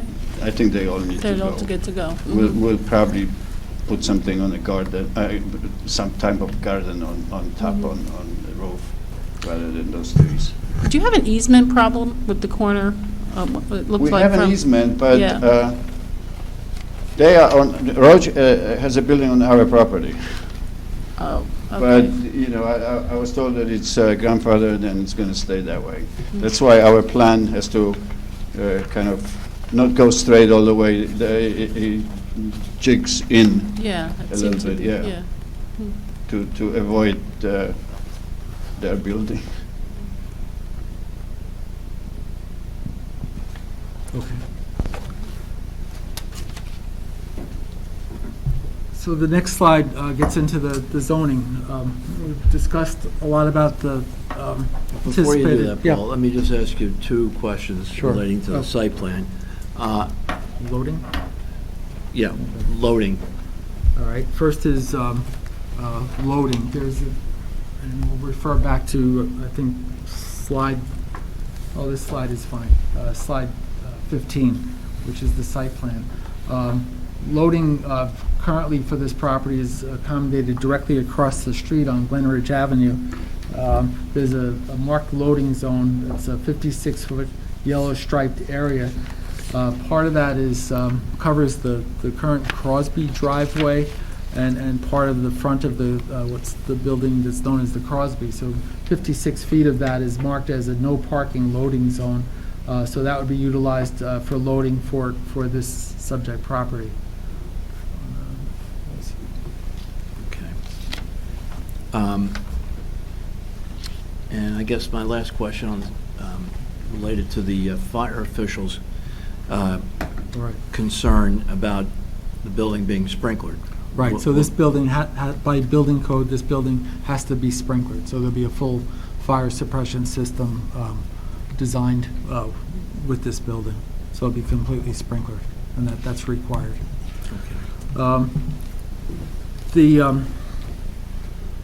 As I was starting to say, with getting into zoning, we've discussed the arts and entertainment complex, but really a lot of this application is about parking, as you know. There's several variances that are requested. There's a few that don't relate to parking. The first is the lot size. The existing lot size is undersized. In the C3 zone, there's a requirement of 10,000 square feet minimum lot size for commercial uses, 20,000 square feet for residential uses. This lot, as it is 7,100 square feet. Also, the C3 zone requires that the minimum lot width be 100 feet for residential uses or 60 feet for non-residential, but as I stated, the existing lot width across the front of the property is 47 feet. So these are existing non-conforming conditions. We can't increase the lot size or the lot width. The second variance relates to parking, and as you indicated, there's a parking variance. The parking required by this application is a total of 27 parking stalls, and the proposal is to provide 10 on-site parking stalls. So 12 parking stalls are required for the dwelling units, 9.24 stalls are required for the existing retail spaces, and then another 3.99 stalls for the arts and entertainment facility. As was indicated before, what happens if this is not an arts and entertainment facility in the future? What if it becomes office? So that doubles. The arts and entertainment has a parking requirement of 1 per 500. Professional office space is 1 per 250. So rather than a 3.99 parking stall requirement, we'd have almost we'd have double that, or eight spaces would be required instead of 4 if in the future the art space became professional office. As far as the parking variance, we have the C1 argument, which looks at what are the constraints or the hardships on the property. So it's the unusual shape of the lot and the size of the lot that prevents us from adding more parking on site. So this is a long and narrow lot that limits on-site parking. And then under the C2 analysis, you look at the benefits, and the benefits to the community of providing this art and entertainment facility outweigh the detriment of being short on parking. The venue will not only provide gallery space, but as we've heard, it'll provide some office space and some lockable storage for artists to keep their artwork or art supplies in. And then we'll have Mr. Steiger as our traffic expert. We'll get into the parking analysis a little further. The next variance that's required has to do with parking, and that's the parking aisles. So access, first is the access to parking stalls must be from public street, and in this case we have 2 stacked or tandem parking spaces that require a variance. So again, under the C1 analysis, we're limited by the unusual shape and the size of the lot, and under C2 grounds, granting this variance results in the benefit of providing 2 additional parking stalls that we couldn't provide if we didn't have those tandem spaces. So the benefit outweighs the detriment. The 2 sets of tandem spaces where 1 car parks in front of the other will each be assigned to a single tenant, as Mr. Tylek said, just as all of the spaces on the site will be assigned to tenants. There'll be visitors will not be allowed to park in these spaces. And again, Mr. Steiger will get into this a little more. Next variance is required from Montclair's Code Section 347-102C that says 2-way driveways have to be a minimum of 18 feet wide, and in this case this existing driveway is 9 feet wide. This is an existing nonconformity. The narrow drive has been used historically for ingress and egress to the rear of the lot. Under the C1 grounds, the variance's request is due to the narrowness of the lot and the existing building that's lawfully existed on this lot. We can't expand the width of the driveway unless we remove a portion of the building. Next is a waiver request from 291-9B. which requires that parking stalls be 9 feet wide by 19 feet long. And the spaces on this proposal are majority of them are 8 feet wide by 17 feet long. And compact stalls are only permitted under 281-9C if they're reserved for compact cars. But it's not reasonable, in the planning memo, it says it's not reasonable to have all on-site spaces be for compact cars. So we're requesting a waiver from this requirement, and that the applicant intends to regulate all of the cars that use these parking spaces. So the spaces will all be assigned to the tenants. They'll only be used by tenants who have their specific space. Retail customers and visitors will not be permitted to park on the property, and tenants who regularly park should become familiar with their assigned parking space. So if these spaces are anywhere from a few inches up to 12 inches deficient in width, or 1 to 2 feet deficient in depth, the tenants get used to that and know how to park. Next is a waiver is required from 281-9D, which requires that parking aisles be a minimum of 24 feet.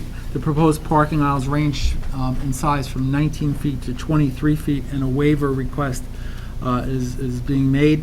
In my opinion, the waiver request is reasonable. These are, again, assigned spaces limited to on-site tenants. Tenants who regularly park here will be familiar with the parking aisles as compared to people who pull in and out of an office building, who are one-time users, or a shopping center.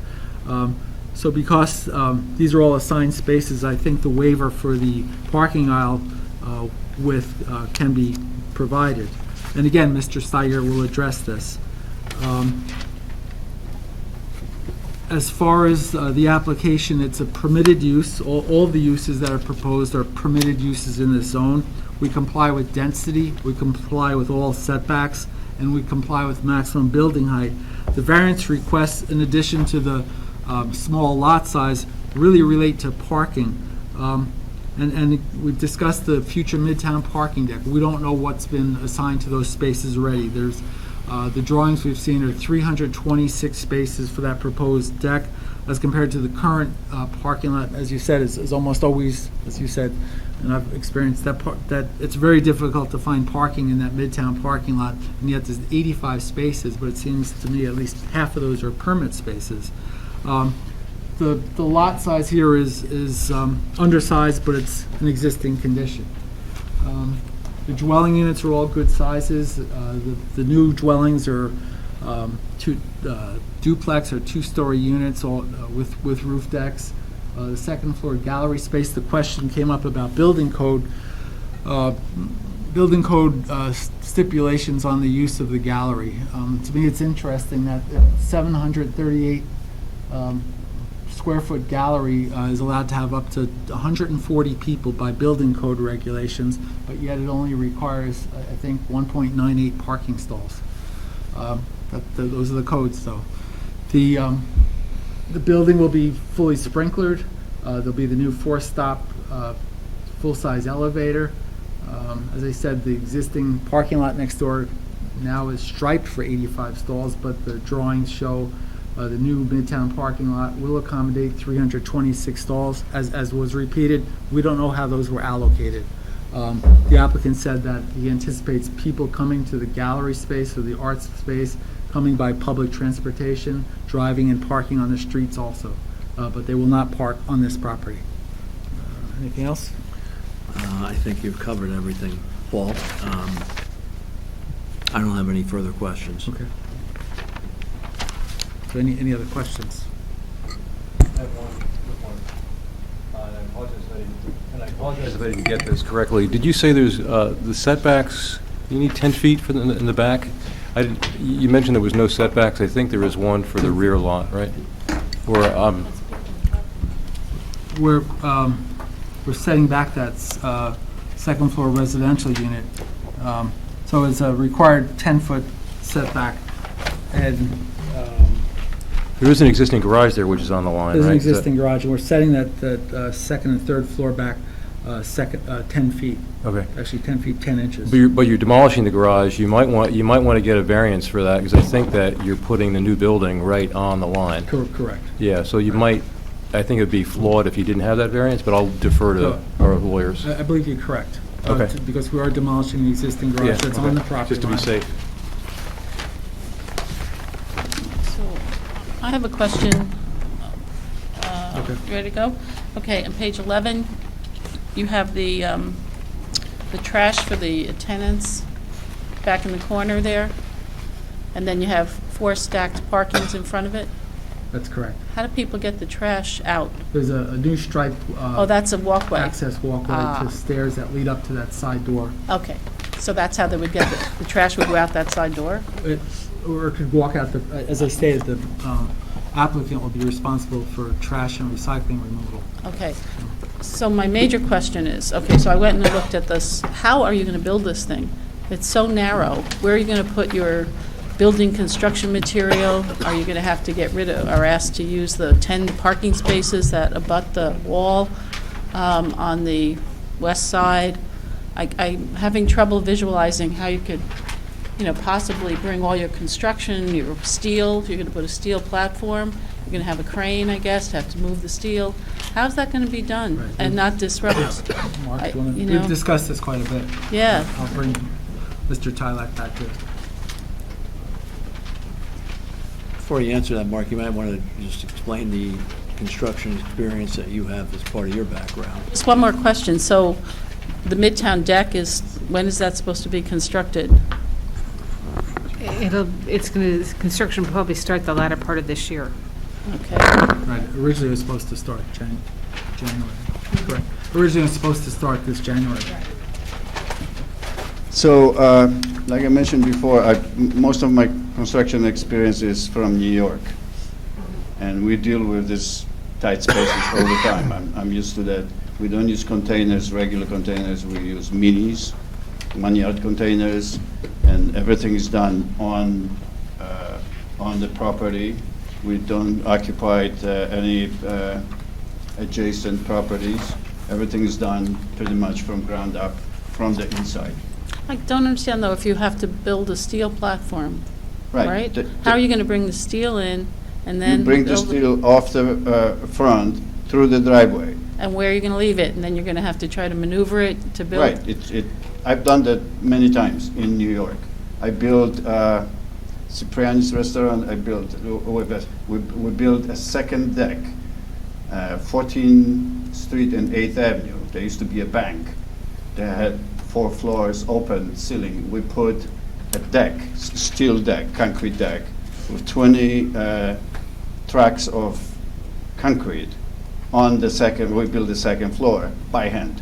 And you're not going to stage your stuff We're on gonna Glen use Ridge pulleys. Avenue? Or are you going to, how are you going to, stage your truck? It just There seems. won't be any trucks. Obviously, there can't be any trucks. So everything's going to be unloaded and brought back to the back. You're saying you don't expect even having to block the street for longer than, Well, we Half of one probably, it depends on what's going to happen with the parking deck, Yeah. where they are and how that's going to happen. We don't want to do it the same time that they will do it because it'd be a chaos. So if we are able to do pretty quick, we do the major, because really the major thing is the deck. Yeah, The steel concrete for deck. that. Everything else on top is not very heavy material. But the beams and the columns, the steel, could be done through the driveway. I built subway platforms. So even the driveway, that's a 9-foot wide driveway at its narrowest point. Right. The trucks fit through that? No, the truck will not do that. We will bring that by hand on the regular dollies. So you're going to leave the truck on Glen Ridge Avenue? Unloading where the loading is. Unloading on the other side of the street even? Right, unload And the then you're beam. crossing over with steel beams to... It's not really that difficult. No, it might not be difficult, but it's very disruptive for the neighborhood and the businesses and all of that. That's, Like I said, I've done that in New York many times, and We didn't have complaints. We could also use the back of municipal parking if, Well, that's about Even- 15 parking spaces. even if it's built, even after it's built, there's an access to the back that we can use. We can also talk to Roach and see if he allows us to, to have a pathway through. So you're contradicting what you just said. You said before that it's all going to be done on site. Now you're saying that you talk to Roche, you might talk to the I town. prefer doing it the way or- I know Yeah. it can be done, and without interruption to anybody else. But if for some reason that I can't foresee now, it can't be done the way that I think, then we have other options. And Mr. Tyler, on the operation of the building, something came to mind during the variance review. Will the parking spaces be dedicated to the tenants in that they will have each space dedicated, they'll know exactly where they're parking every time? Yes, Okay, and I think we covered that already, but we talked about the maneuvering and whatnot. yes. That makes sense. And then back on the trash removal, so those will be small plastic bins, so it wouldn't be a larger garbage disposal. It would actually have to be brought out to Right. the street itself. We'll bring it just how we do it now. We have garbage cans in the back of the property, and I have somebody that, I think twice a week, they bring it up to the street. Got it. Thank you. You have a private hauler. We have a private, so the commercial tenants have private haulers. I have nothing to do with that. For the tenants upstairs, I have somebody that just puts the cans outside. I believe in multifamily housing, the township doesn't pick it up. You have to have that picked up by a private hauler as well. I don't know if two-family is considered multi-housing, but Well, no, if you And they're have, gonna be what you're 20 proposing, you can't, the township, you can't rely on the township to pick it up. You have to have, Private car. yes. then we probably will have to do that. so, what we don't want to see are trash cans on the street. Okay.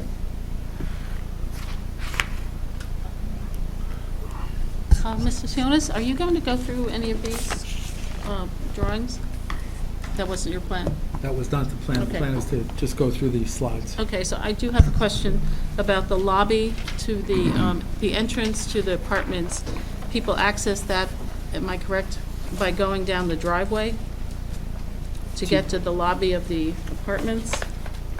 Right, so they could enter that lobby to take the elevator up to the Right. upper floors. The Yes. tenants, they would be walking down this driveway where cars are also going in and out That's to get to correct. the lobby of the building. Correct.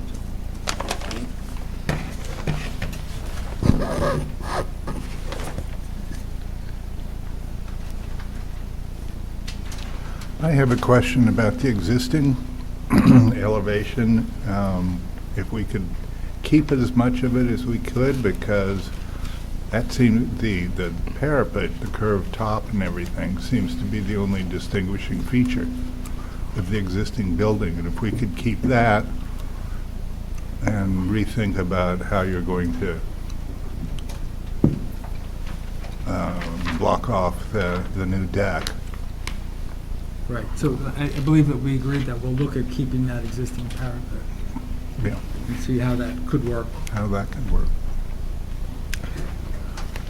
So, Mr. Sionis, in looking at the plans, the floor plans on page 8 of your handout for the second and third floors, going back to something that we touched on earlier, the entertainment space and the office space on the second and third floors. If you think about this logically, I think it's less likely that this would be commercial office space, because its location in between two sets of apartments isn't exactly ideal, nor is the access. However, this would make, another larger, either duplex or two individual apartments. I think that's more likely for a conversion, if a conversion were to be considered. is there anything that would prevent these spaces from converting to residential spaces? In terms of, the terms of layout, correct. structure, No, because we would have the windows as the other units have. As you stated, it could be another duplex. It depends on, where are you with your density? Oh, correct. We're at the limit of density. I'm Right. assuming that, So they'd have to go to, that they'd have to would, get a density variance. that would be an issue. I'm assuming that any change to this would be a variance or an issue. But in terms of the parking would be an even trade-off, wouldn't it? If it was, Right. if it was one apartment, then it would be less than the 4 Right. spaces. If it Right. was 2 apartments, it would be about the same Right. as the entertainment space. And as I stated, if it was professional office, it'd be double the entertainment space. Yeah, for parking. but in looking at it and thinking about it, it's just, that would be a lousy place for an office. It's too far back, it doesn't have street access,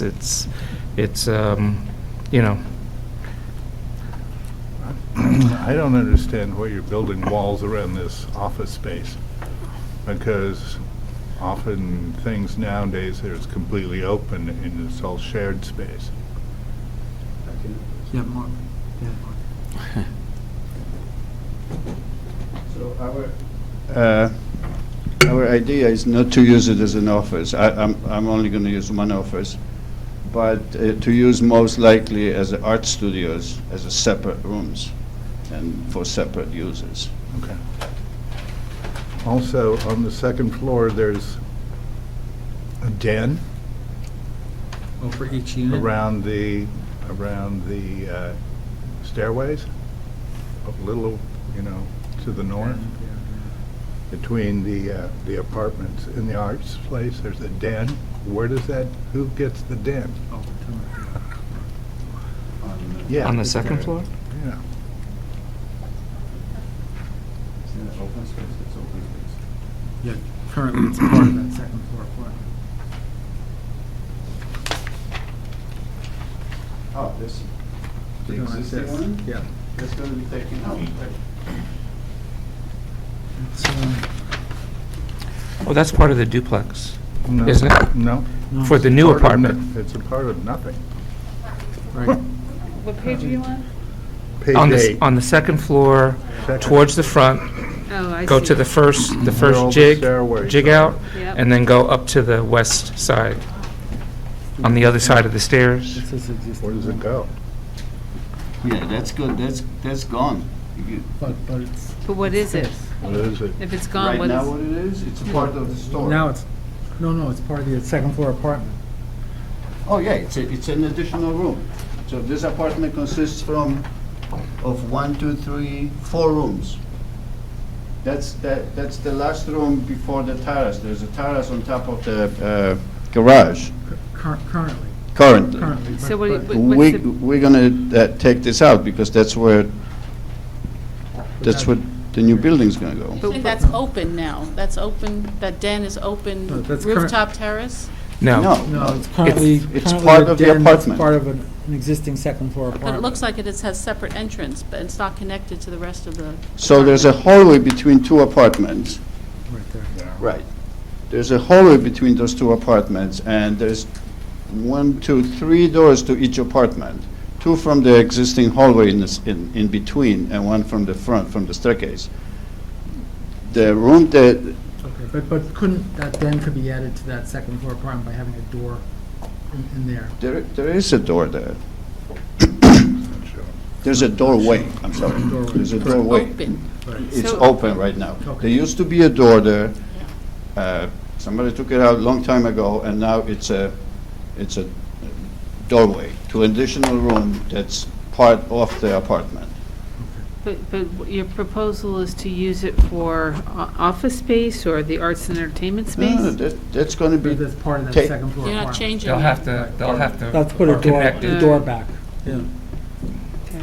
better to the, Part of a Oh, I part. to see. that front no, apartment. so that doorway will be closed off, and that den room, that last room in the existing apartment, will become part of the new addition. But the doorway, as now, Because there's will a be space closed. in between the words bedroom and den, and that's the door, right, close to the window? Yeah, Right, that door yeah. will be closed off. But then how do you get in? No, that door will be, there'll be The door will be open. a regular door. Providing a secondary access from the stairwell Yeah. to the den. No, it's, the secondary access will be existing one, which is here. There's a door here. All right, well, we'll figure that out. That's the new existing. I just have a question, too. I know maybe it has to do with the design on the outside, but I never see the use of a 7-by-4-foot balcony where you could turn that into a closet or something more usable indoor space. It's, you can hardly use these balconies. They're looking out on Roach's towing company or the wall of the, That's the only way that we could put windows in there. Yeah, light in there. couldn't you pull it out and just put windows? You wouldn't, You'd have you more get space more. I was told we Yeah. can't do that because can't. It's on the lot line, you can't Yeah, put we can't have windows on the windows lot on the line. I would love to have big All right. windows. Take that back. I never actually get had an that. argument with the architects. I wanted to It's to really- look it's really a industrial light and, you shaft. know, It's a light well, yeah. floor-to-ceiling window. Loft girl come in and put a seven-story building right there.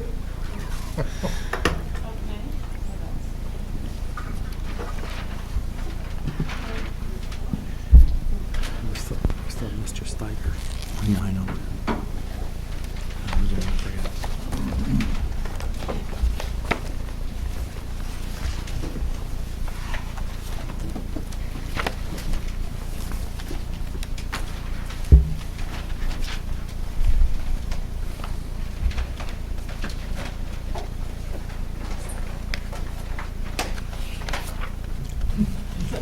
No, no. Well, while Carmel is looking to see if she's covered everything, let me ask you about how are the apartments going to be, I don't know, discovered or marked from the street? I mean, how will, if people are looking for the people who live in that, how will they know how to get? What's the intention of your wayfinding back to these apartments? The Amazon, and all the Deliveries and deliveries, that stuff. fresh I'm assuming food, that the mail people who go over there every day, they will figure it out, and that's not going to be a problem. But deliveries and guests and stuff, yeah. So, It's not bad because it's all covered, right? But deliveries, The driveway has to be. yes. and the mail delivery will have separate mailboxes in the back of the existing building for. Because where are the mailbox currently for the apartments? Are they in that doorway? No, there's no mailboxes. We have a slot in the door, and all the mail goes through the slot in the door. Right.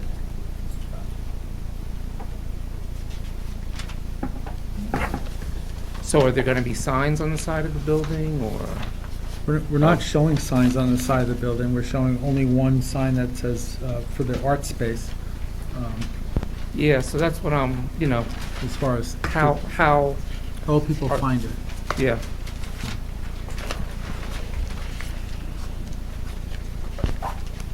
Because I'm not going to be thinking, and you said that there's a garage door there, right? Correct.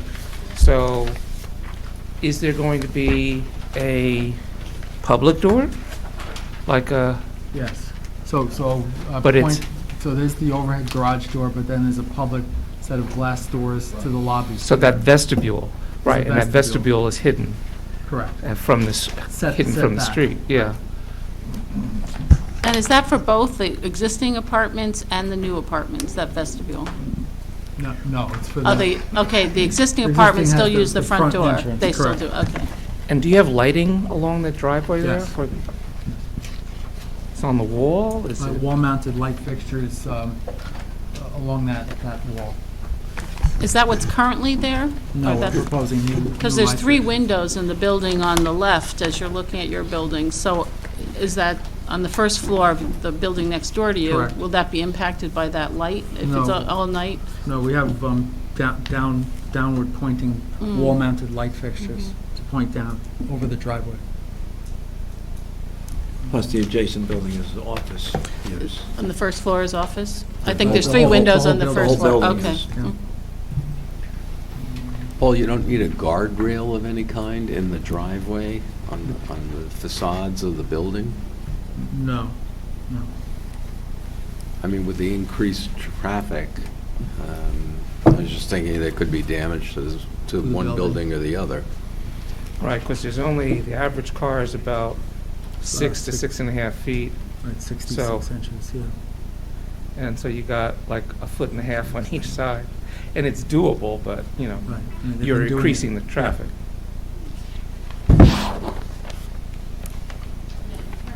In terms of the entrance to the driveway, Yes. at the street level on the right, are you going to have any kind of mirrors or warning for pedestrians as they walk by? since you're Yes, there'll be increasing- a wall-mounted warning sign on our cover page. It's a pedestrian warning sign, be mounted on the front facade at the corner, 7 feet above the sidewalk level, and it'll actually, warn pedestrians when the vehicles are coming out of that driveway. With noise or light? Lights, Or lights? yes.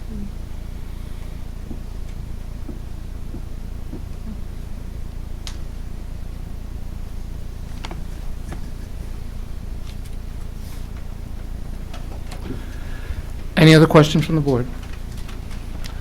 Questions from the public of this witness? Okay, Mr. Tremulak. Joseph Steiger, my next witness.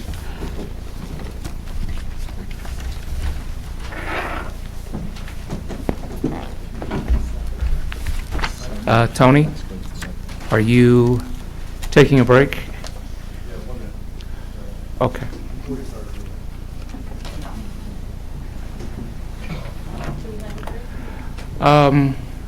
Well, I was trying to give Mr. Tremulak the opportunity to get through his witnesses as much as possible, since we were not taking anybody new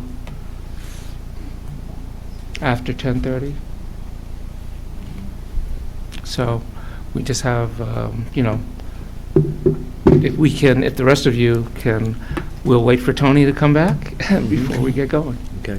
That should be brief, I hope. In the meantime, though, we can qualify him and swear him in. Sure. Sir, do you solemnly swear the testimony you're about to give will be the truth, the whole truth, and nothing but the truth? Yes, I do. Would you please state your full name and business affiliation for the record? Yes. My name is Joseph Steiger, S-T-A-I-G-A-R, and I'm a principal of Dynamic Traffic Engineers of 245 Main Street in Chester, New Jersey. I'll do my qualifications, yeah. Bachelor of Science, Master of Science degrees, Civil Engineering, New Jersey Institute of Technology, also been an adjunct professor of traffic engineering at NJIT, professional engineer in the state of New Jersey, as well as other states in the Northeast, professional planner in the state of New Jersey, but I'll be here as a traffic expert. And I've appeared before this board. It's been a while ago. I know Janice very well, and met Joe just today, but I'm all new board members, but I've been here before in that capacity, and throughout this county of New Jersey, county of Essex, and the state of New Jersey, and I'd say well over 1,000 occasions. I had that time, so I just embellished a little more. So, Mr. Tremulak? Qualifications acceptable? Yes. Okay. I think we need to wait for Mr. Nawali before going into his testimony. But, Mr. Steiger, you're only testifying as an expert in traffic tonight, Correct. not planning. I believe Mr. Sionis testified on that, on the planning aspects.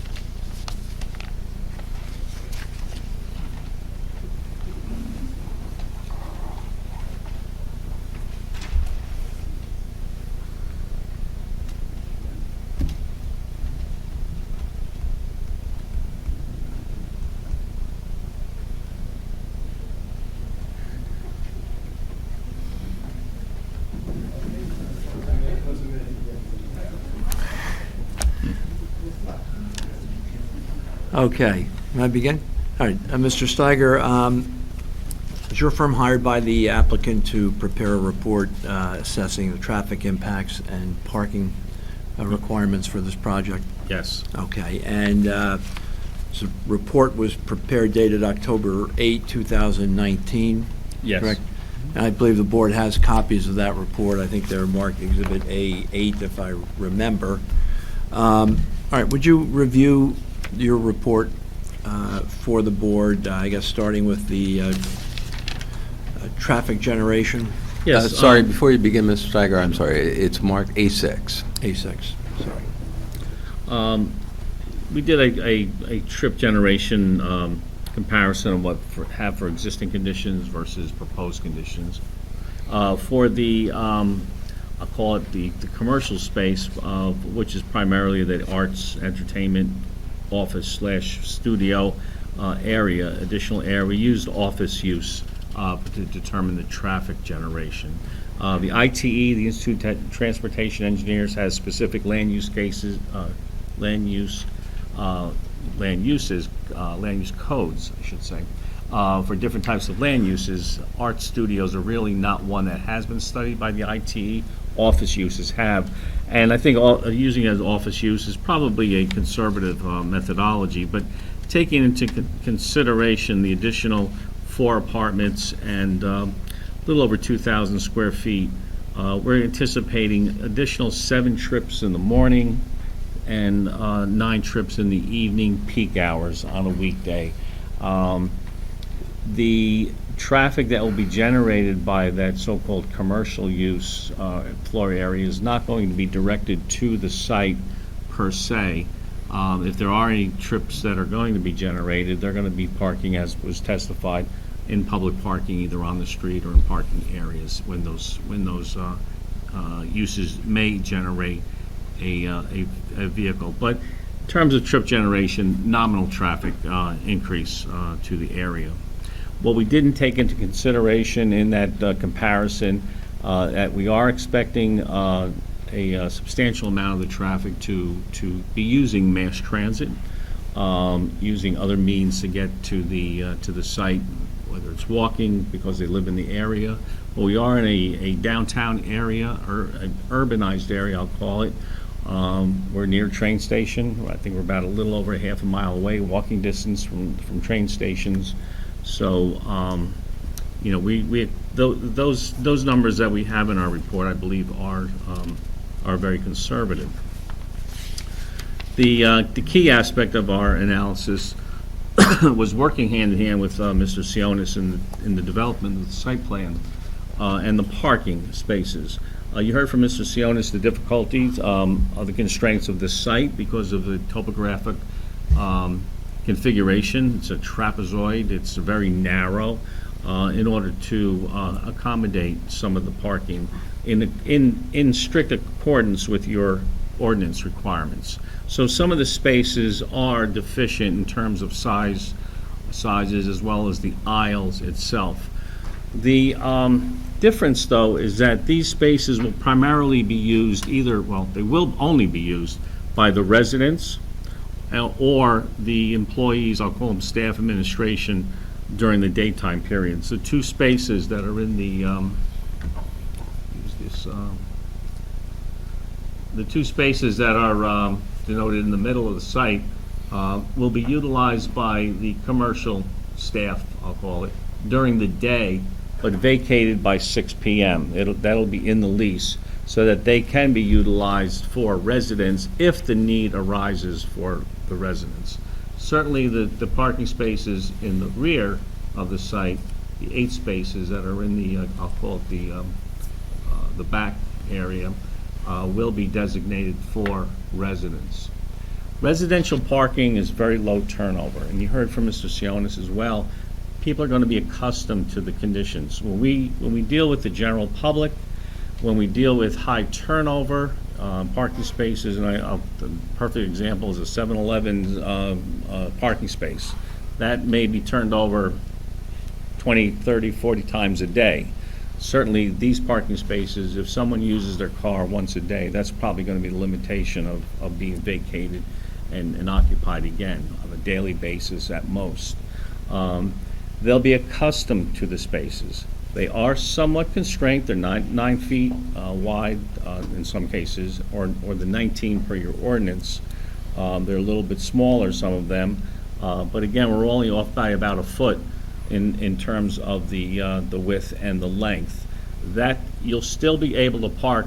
Mr. Chairman, you made a point about an average car is 6 to 6.5 feet. Actually, we did a study of the cars that are on the road today. It's about a little less than 6 feet wide, the average car, the median car. It's on the road today. So 5 foot 11 inches is that average width to be able to fit into an 8 foot wide space that we have. I recommended a parking management plan because some of the spaces are 8 feet. We do have a space that's 9 feet. But some of the spaces are a little bit difficult to occupy. The space in the rear here, because it's right up against the wall, should be designated to a smaller car, compact car, as well as the space that's, I'll call it the first one near the garage door, or closer to the garage door in the rear, let's say. Because you'll be able to back up into it, but then it'll be difficult to maneuver. You'll have to make a turn to the left, come back up to the rear, and then proceed in a counterclockwise direction. I'm making the motions, but in order to occupy the space, you come in through the garage door, you'll pull in here, pull back out here, probably pull forward, back up, and then out again. Again, that could be designated to a medium-sized car or a compact car. So when the residents do come to the site, the management will determine what kind of car they're going to have, and again designate those parking spaces that will be designated for their car. So we do have the ability to determine which tenants park in which cars to control the somewhat difficulties of some of these parking spaces to maneuver in and out of them. But certainly each and every one of these parking spaces are a viable space if it's managed in the proper way. In terms of parking numbers, your ordinance requires two per unit, and that's kind of broadcast. Whether you're a one-family, two-family, or single-family homes. What we find in the township of Montclair, the U.S. Census data tells us that for rental units, and this is very typical, the difference between rental units and owner-occupied units is that the parking requirement is 1.1, and it's vehicles available, 1.11 vehicles per unit. So we're anticipating that 6 units will need 7 parking spaces for their cars on average. So we have 10 spaces that are allotted to them. I believe that the total number for the residents will be in the order of about 7 spaces. Can I ask you a question there? You're saying 10 spaces are allotted, but one of them is a handicap, right? If there is a need for a handicap space, but you're correct. One is handicap, the terminology is, let's say, convertible. So if a resident is handicapped, then that space will be designated for that handicapped person. But let's say all 6 apartments are not occupied by a handicapped person. We do not need to designate that parking space for a handicapped person. So it won't be signed. But it will be convertible, meaning that the striped spaces could be maintained. Now, if there are no handicapped people that live in the development and the parking spaces are only reserved for the residents, that could become a parking space as well. You only need to designate it as a handicapped space if there's a handicapped person living in the apartments. Well, we're not providing parking for the commercial spaces. It's not public. Right, It's not public parking. if they were providing parking for a commercial space, then they'd have to provide the parking space. If the handicapped person wants to adjust part of that But the garage is, missing something. the garage is not a public garage, it's gonna have a door. So it's not, the public is not gonna have access. Got it. Correct. There's no public parking at all. Each space will be designated for a specific user Got it. of the building. Just looking at the parking area again, how does someone move into the building? Move furniture?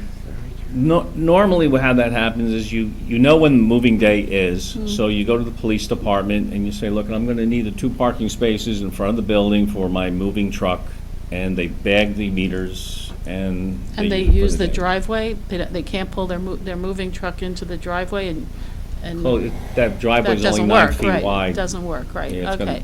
So a they big have 8 to unload and then take the stuff up through the Yeah, driveway that's driveway, being I used by suppose. other people coming and going in the building to move. They'll have to have, I'm sure, like a flag man type person, just making right. sure that, if someone does come in or go out, that, there's some, they're Right. notified. Or you're moving, so this is an art space, you have art being moved into the building for the gallery. That's done from the loading dock, the loading space across the street, or once again, getting special permit and then going up the driveway into the elevator? Bringing your big modern paintings and stuff, is that how that's anticipated being done? I would suppose so. I don't know, Ms. Tyler, the applicant may know better what type of, and how bulky that materials will be. Even moving the movable walls that you have, how do you move them up through?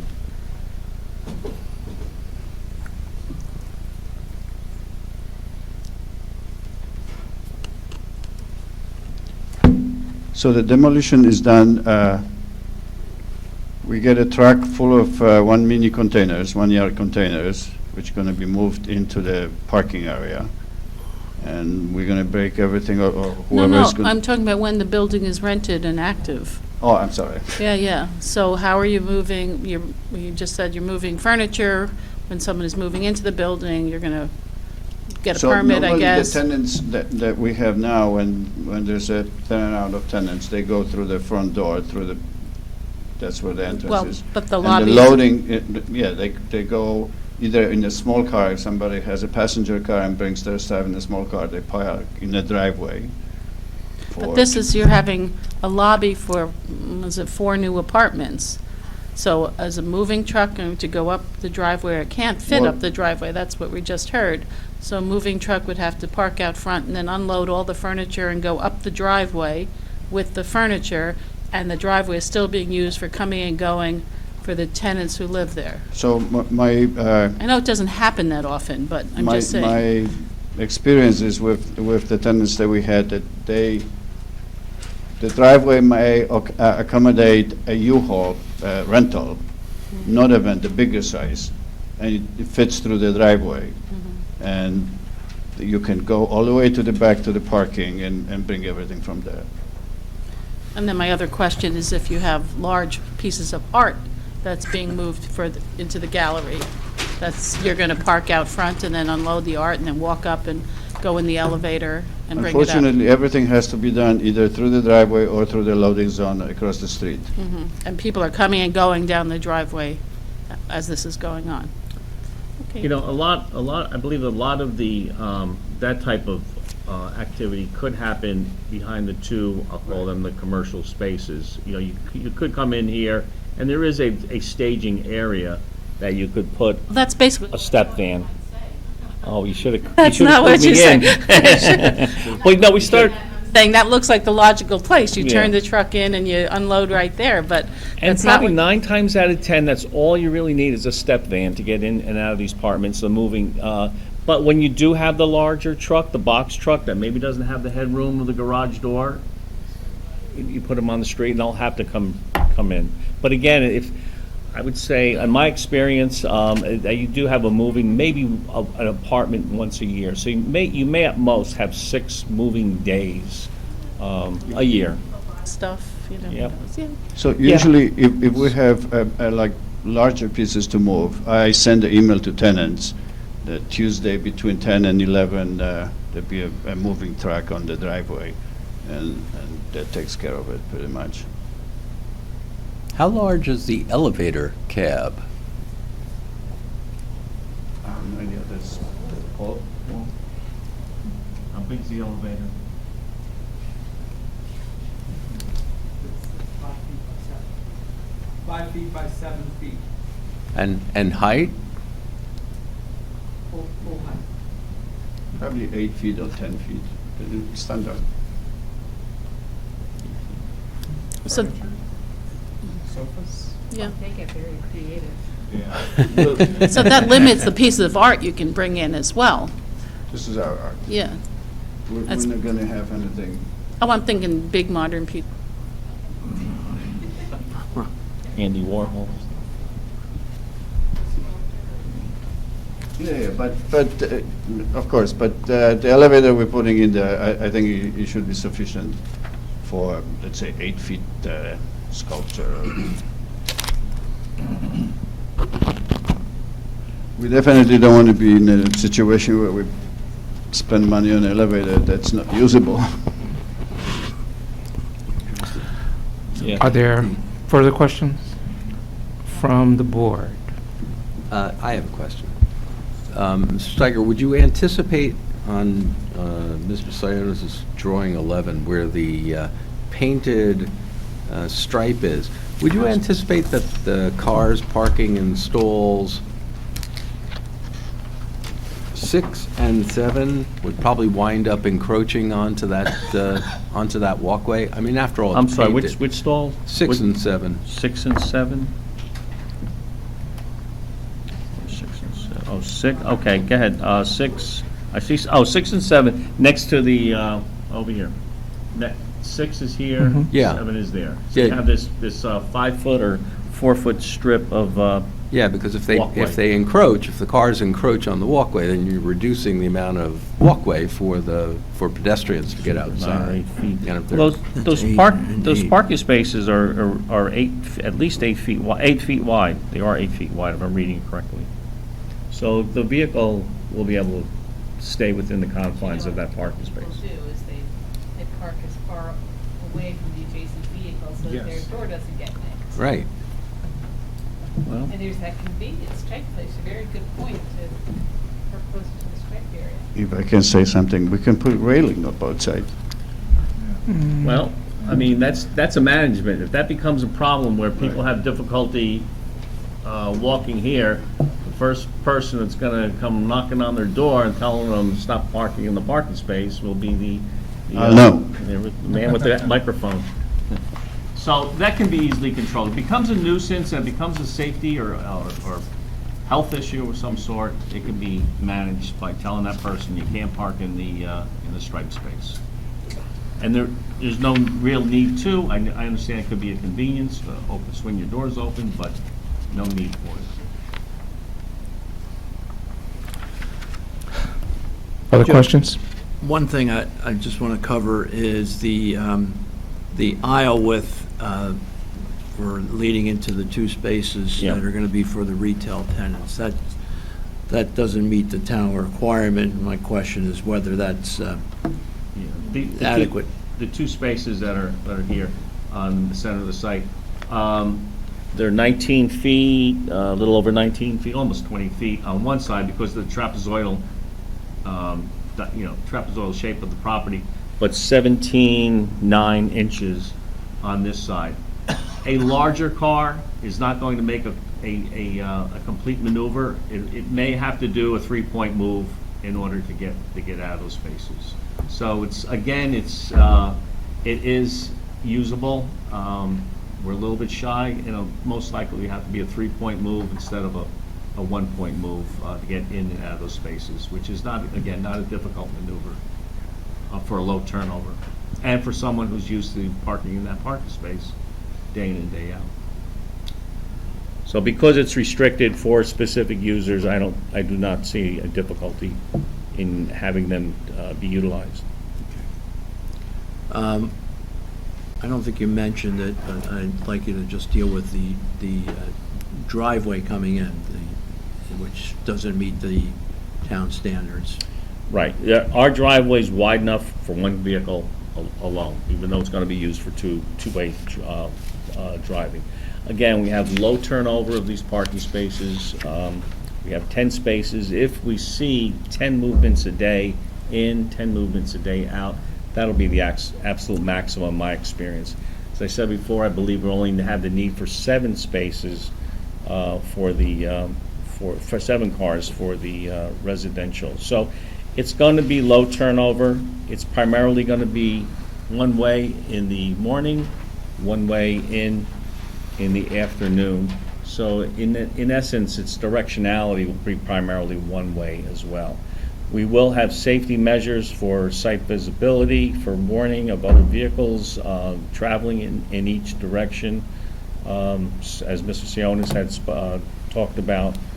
So I believe, again, it'll operate a little bit more intensity than what's out there today, but we're taking an existing situation and reutilizing it on this site. And I don't believe the intensity is going to be of the magnitude that would have an negative impact on the operation of that driveway.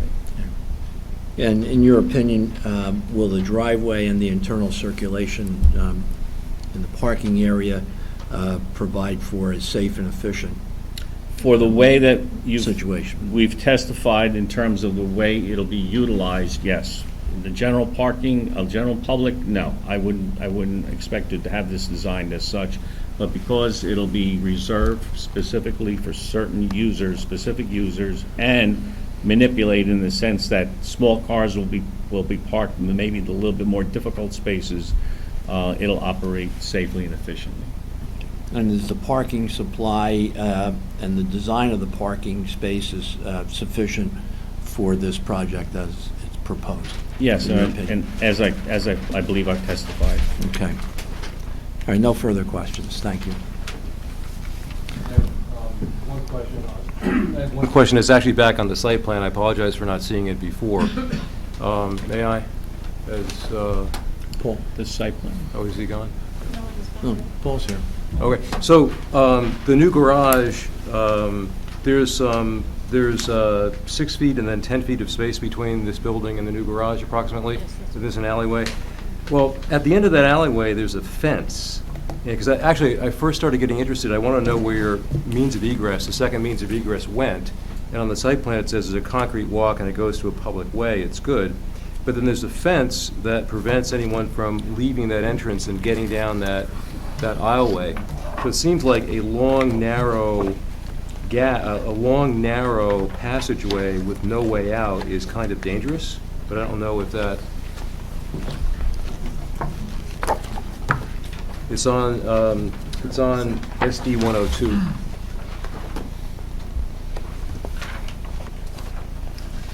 So there's a fence right by that back door blocking. Yeah, why is that fence there? That's a township fence. So, on the site plan, this is the access from the rear door. Yeah. This is all open paved area. Yeah. And then the township, on the drawing, shows a fence here to block off this space that we talked about, the 10-foot space between the parking. Yeah, but can you get into it from the street? No. Oh, it's also fenced at the street. There's a wall, there's a 4-foot-high wall at the sidewalk here. Right. I think that's where Jan's Yeah, stated. there's no access to that area. Well, you can jump over a 4-foot-high wall. Well, yeah, but So it's just a weird space, that's all I'm saying. It is That's a weird- That's why I strange. said that Jan said the understanding is that will be for utilities, and I asked. there's not going to be anybody walking back there. We did meet with the designers at the parking deck. But you could use it as an emergency egress if there was a fire back there, you'd want to get the heck out, and so. You go can into the walk parking on it. deck. We have it. What? You go into the parking deck. We have it. We have it. Lot behind the parking. Right, right. And that parking lot is connected, Yeah. and you can walk through the parking deck, or you can get to the walkway. We designed, the township designed the parking deck to allow emergency egress through that door into the parking deck. And they're also preserving the, So you go from this into the parking deck? Yeah, Into the parking lot behind the parking deck. The parking deck Right. ends at this line. Uh-huh. because those property owners still have to have access to the back of I'm not a their, building code, it's just, back of their that house. space is a weird space. You know, it's blocked off, and if someone did get back there, they're kind of trapped. they have to jump, they have to go back over the 4-foot fence at the front. Or into Well- the parking deck. yeah, there's going to be a fence. It's going to be fenced on the south side too, near where that door is, so they can't go to the right. They're going to have to go into the parking lot, and then if they want to get out, they'd have to go through the parking lot to the street. Right, because the parking lot is open along that side too, Yeah. right? So if I can say something, if the town will give me that space, I will make a beautiful garden with sculptures. That's We'll exactly. make what it I'm thinking. accessible from the street. Right, it's not a part of this application, but it affects Right. it, yeah, so. It's a dead, unused It seems space like right it's now. just gonna be- And I guarantee you, it's gonna be dirty, because people are Absolutely. gonna It's throw definitely gonna be- garbage from the Exactly. parking Right. deck. Yeah, so you should, I And think it's some gonna more look awful. attention. So Janice, when you say that's a utilities, they're underground, right? I don't know. Oh, so they could be like above ground? No, kind but of- they're probably going to be underground. But you don't know? I You don't know? Oh, I yeah, don't it'll recall. I'm be- pretty sure But they're who knows what's underground. gonna be? Well, the utilities are Really- very rarely above I ground, don't know, except could wires. be, No, there'll be below like those ground. generator things? Okay, well, Transformers, who knows? we can sort that out. Okay. Are there any other questions of this witness from the board? Mr. Steiger, what would be your opinion on our code as it relates to the compact parking spaces? Kind of stipulates the relief when downsizing the size of the space for the approving authority for this, wherever it's reasonable if the spaces can be used for small cars.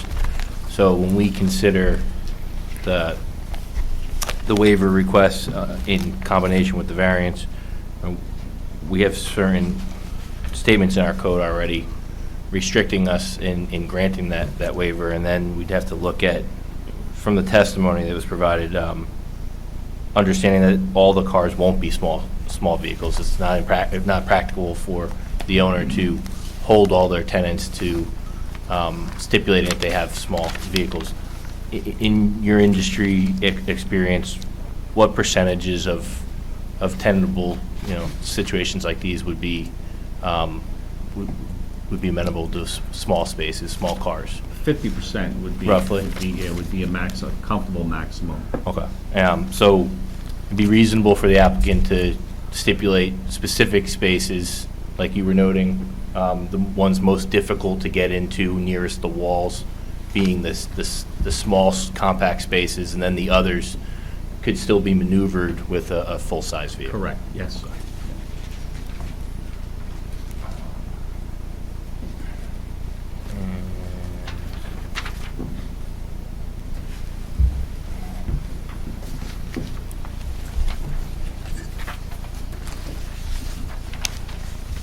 I'm good.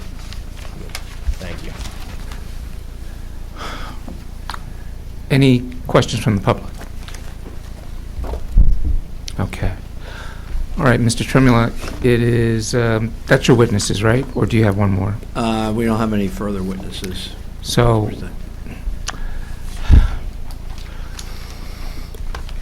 we are here at 10:30, and I still feel like I need to know what's going on with the parking deck next door before I can make a decision on this. Because parking is critical. I think it's a critical element of this, because quite frankly, what I'm getting from all the testimony is that the people who live and work in this building are going to have a place to park their car inside. So it's going to be the customers to the retail space, which are already accommodated by current operation. Of course, we're not adding to the retail spaces, and they're operating, and people are managing. So the other added component to the traffic in here is twofold. It's guests to the new units that you're putting in, and it's the people who are going to use the art space. We already know from prior applications and issues brought before the council that there's a parking and traffic problem that arises on this street in this block at certain times, mainly I think around the weekends.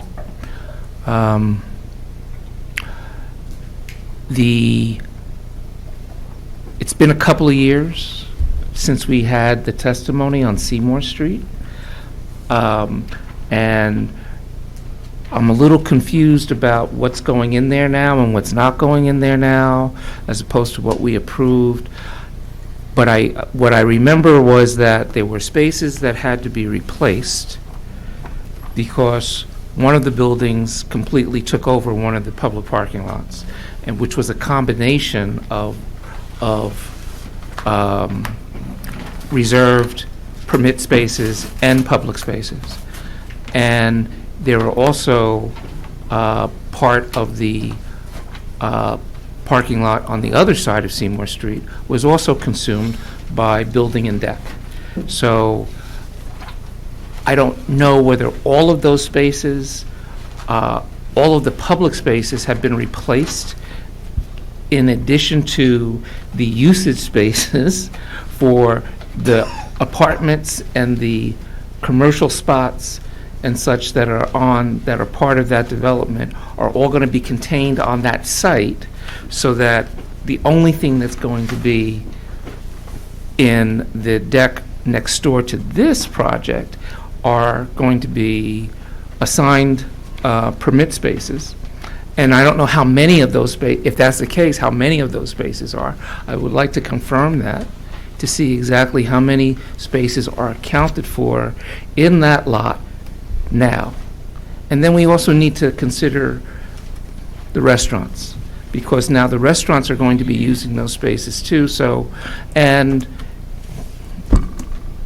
with respect to going back to the Seymour Street, I still need to be clear about how they're going to anticipate patron parking lot. Is that account, right, Wellmont, basically the Wellmont parking, and any other public art spaces, the public art space that's supposed to be over there, how that is being configured. We need to have a clear picture of that before I'm comfortable with saying, well, we don't have to worry about the additional burden on this property because it'll be handled by the parking deck. It's not going to be handled by street parking. It's not going to be handled by street parking. You know, we've heard too much from people on Forest Street and on North Willow. So, you know, that's out of the question. I don't know how many spots we're talking about, but, you know, at the beginning of this, it could be 25. You know, if there's a particular event going on, it could be as many as 4 or 5. You know, as little as 4 or 5. It could be 25. It could be more. But we need to know what the availability is to accommodate whatever increase this building would next door. I can get you the updated numbers for the parking deck, but bear in mind that there's been a lot of change in that area that'll be, and new uses that are intending to use those parking spaces. That's what we need to know. We have the changes at the Madison building, which you never saw, but it's that large building right next to the parking lot where they've been converting a lot of the spaces to office on the inside, fixing up those offices. The bank at the corner has converted to office spaces. Forgot which bank it was, but it's at the corner where Glen Ridge meets Blooming. Yeah. The Hampton House building's converted to office and retail. Right. It's no longer a furniture store. And then you have the Chase Bank that's at the corner of North Fullerton and Bloomfield Avenue that's also converting to new uses. So there's a lot of change in that area, and I think a lot of them are banking on getting parking in that parking deck. And 300 some odd spaces sounds like a lot, but, you know, how many is that really? Right. So we need that information before I need that information before I can make a decision. I understand. So I assume the board wants to carry this so we can get, provide that information and hopefully satisfy you that there will be available parking. for Yeah. our building. Yeah, I mean, you know, I like the concept. I like the fact that, I like the fact that there's this proposal for this free space. But the other thing that I would really like to see is a little bit more of a bright line plan about how this free space is going to be preserved and how it's going to function going forward, so that it stays a free space. You know, I know you can't guarantee it forever, but, you know, at least for the foreseeable future, you know, that it stays a free space, or if it doesn't work out, that we make sure that whatever else happens has to come back here before anything else does, so that we can consider whatever changes. Because, I mean, it may not, from the testimony and from the words of your client as representative, you know, if he didn't calculate it right, you know, he might not have enough to operate this or to run it as a free space. You know, there's things, you know, when he was talking that I was thinking about maintenance and upkeep, you know, for that, you know, security is one thing, but if, you know, you're providing that people using the space are going to clean it and to maintain it, and people aren't always as considerate when they're not using their property. You know, this is something that, you know, I've seen from working with the Ys in town, you know, where they extend the spaces, you know, and people pay to come in and use the spaces for parties or functions and whatnot, and it still winds up costing the Y money because things happen. So I would like to know how this arts space is going to be preserved, what the real plan is. Because that's part of the consideration here, that we're you know, looking to base a variance on. You know, I'd want to make sure that it's something that's concrete. Let me ask a question on that. I mean, why would whether it's free or not, what does that have to do with whether this thing is parking? If the question is parking, and I just very respectfully, what does it matter if the space is free or not? Well, it's not necessarily that it's free, but that it's devoted to parking. They're saying that it's free, so I'm just going by what they're saying. It's a But benefit. but he's saying that this is the plan, so I'm just saying that, you know, let me know what your plan is, and how that plan is going to, and that plan is supposed to be consideration to offset the deficit in parking. So it doesn't make a difference whether it's free or not. I'm saying free because that's what he said. But I want to know what the plan is, and then I can crystallize it. And yeah, I mean, we've heard what you said, but I didn't say it's 100% free. right, you didn't. He said that it would be free depending on what the particular use would be, and that if people were looking to make money from the event, then he would be looking to share in that.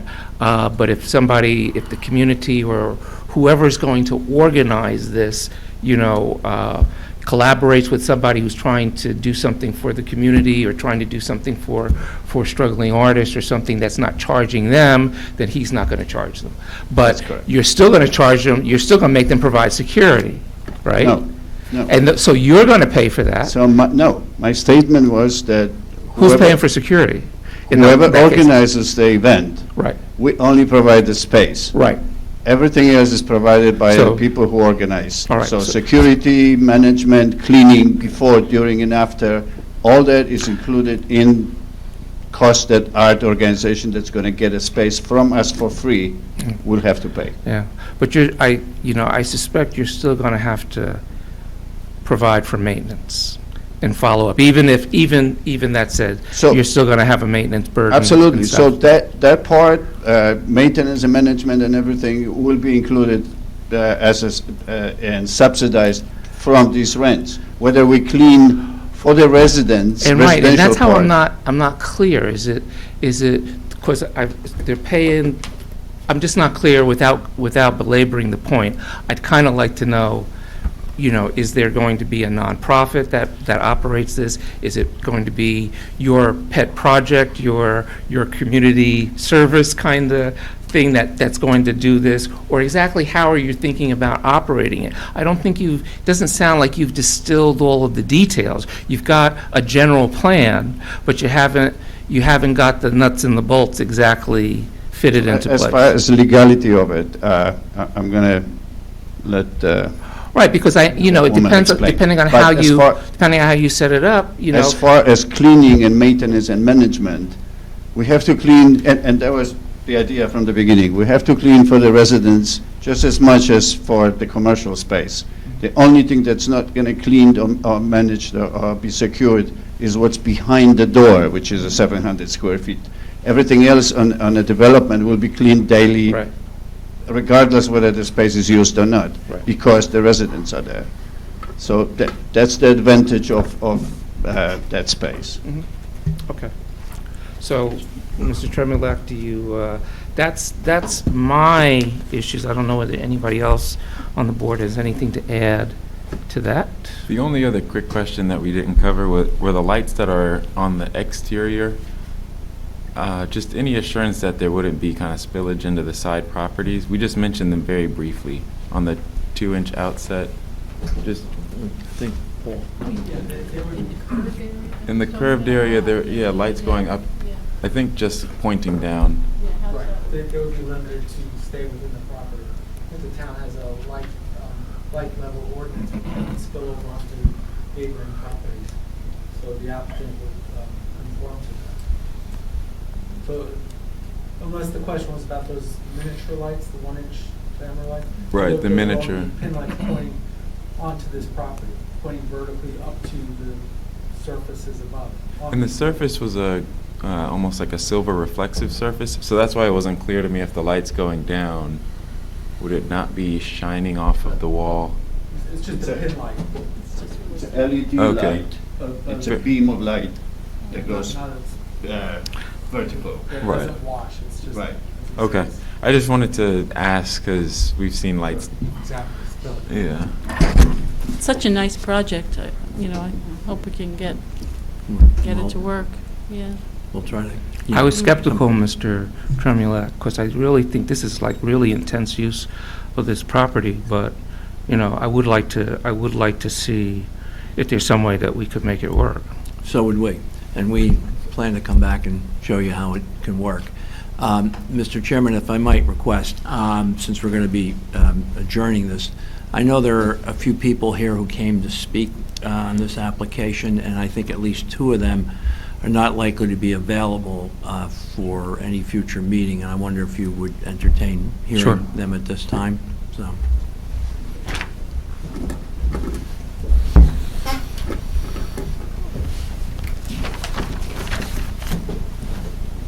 Good evening.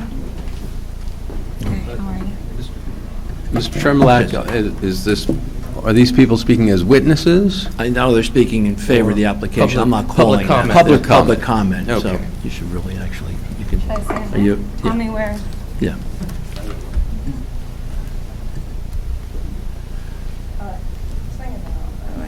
Hello, there we go. Hi, how's everybody doing tonight? It's long, it's late. My name is Bianca Tylick. This is my dad, so that all goes without saying. I grew up in this town. I've lived here, or had lived here since I was 4, before I went on to college. So I'm very, very familiar with Montclair, and I hope that we do make this work for many reasons, one of which is that we've lived here forever, and Chase doesn't live here. So when you think about how you allocate parking spots, don't allocate them to Chase. Allocate them to people who live here and want to live here. And I know that I want to live here. So if you're afraid, Chairman, of where this building's going to go, it's going to go to me, right? And what I can tell you about this space and why it's important to me, I run a nonprofit organization. So I actually do that for a living. I went to Columbia for undergrad. I went to Harvard Law School for law school. And I gave up a very big salary to run a nonprofit, and a nonprofit that serves very underprivileged people, most specifically people who are behind bars and can't be here. So I run an organization called Worth Rises. We're an organization that entirely works to dismantle the prison industry and to stop the exploitation of people who are incarcerated and their families. And so we host an art exhibition of incarcerated artists featuring those works. Oh, okay, and that's me. And those are some of the works. And so we opened this gallery for the first time, this exhibition, back in 2018.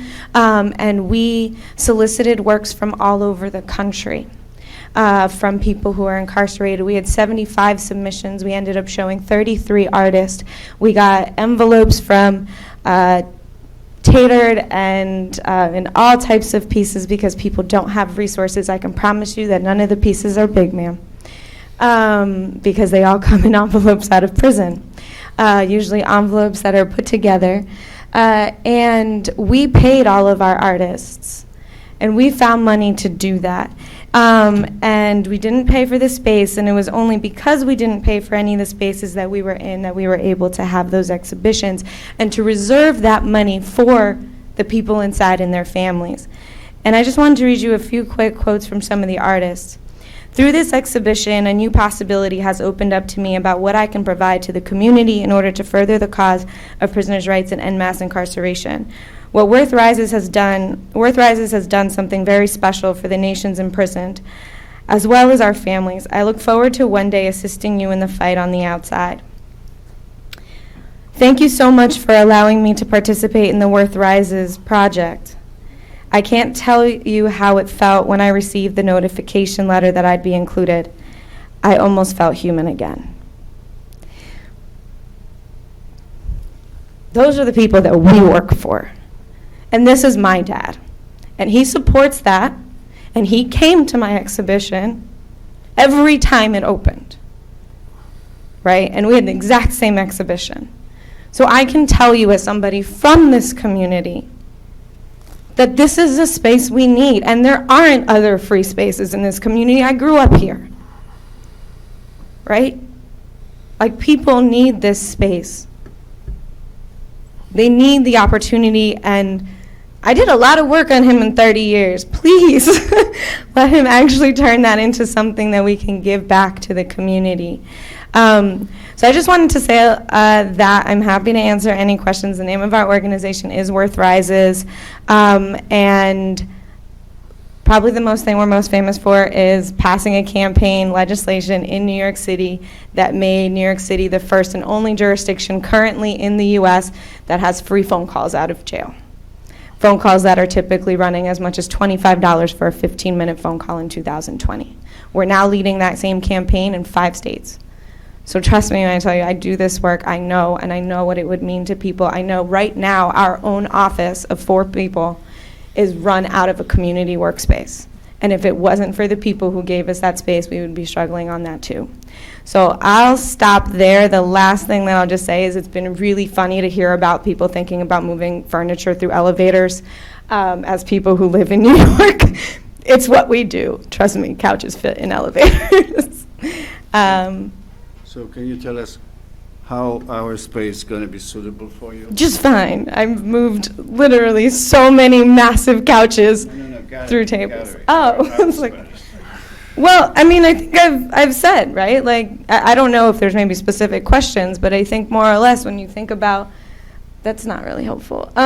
So some of the spaces, right? Like, our pieces range in size from literally like 8 by 7 to the biggest piece was probably that size that we got out, and that piece actually came from, well, not that piece, but the piece that was that size came from Arkansas's death row, of somebody who had been on death row for 27 years and just had his sentence overturned, and will likely, hopefully, see the light of day because he was not implicated in the crime in the way in which they said he was. And so Kenny actually, when we did our opening for this gallery, Kenny Reams, who was the artist on that piece, actually called in from death row in Arkansas and addressed the entire room and talked about his piece over the speaker. And we organized that. And so for us, having spaces like this, organizations like us, we could put on some really beautiful exhibitions, and we've moved our exhibition from an office space in New York. It was on the 9th floor of an office space to a ground floor. We did NYU Gallatin Galleries, and then we had it out in Pennsylvania in a very small gallery, and out in North Carolina in a small gallery with things around it. And so having people come out and see the space and really commit themselves to hopefully engaging to a new artistry, a new group of artists, and people who, quite frankly, just don't actually get seen. So a space like this proposal can have impact beyond the community. Tremendous. I mean, the space would have an amazing amount of impact on this community, on Montclair, on Essex County, on broader than that. I come into this work in a number of different ways. I'm sure my dad's going to curse me in a second when I say this, but I was arrested as a youth, and I was in the juvenile system, and there's a reason I have a record in Newark, right? It's kind of a pain in the ass when you're, excuse my language, when you're applying for the bar, I can tell you, but I did it, right? And so, I'll just say it does matter, and it helps in so many different things that people can do.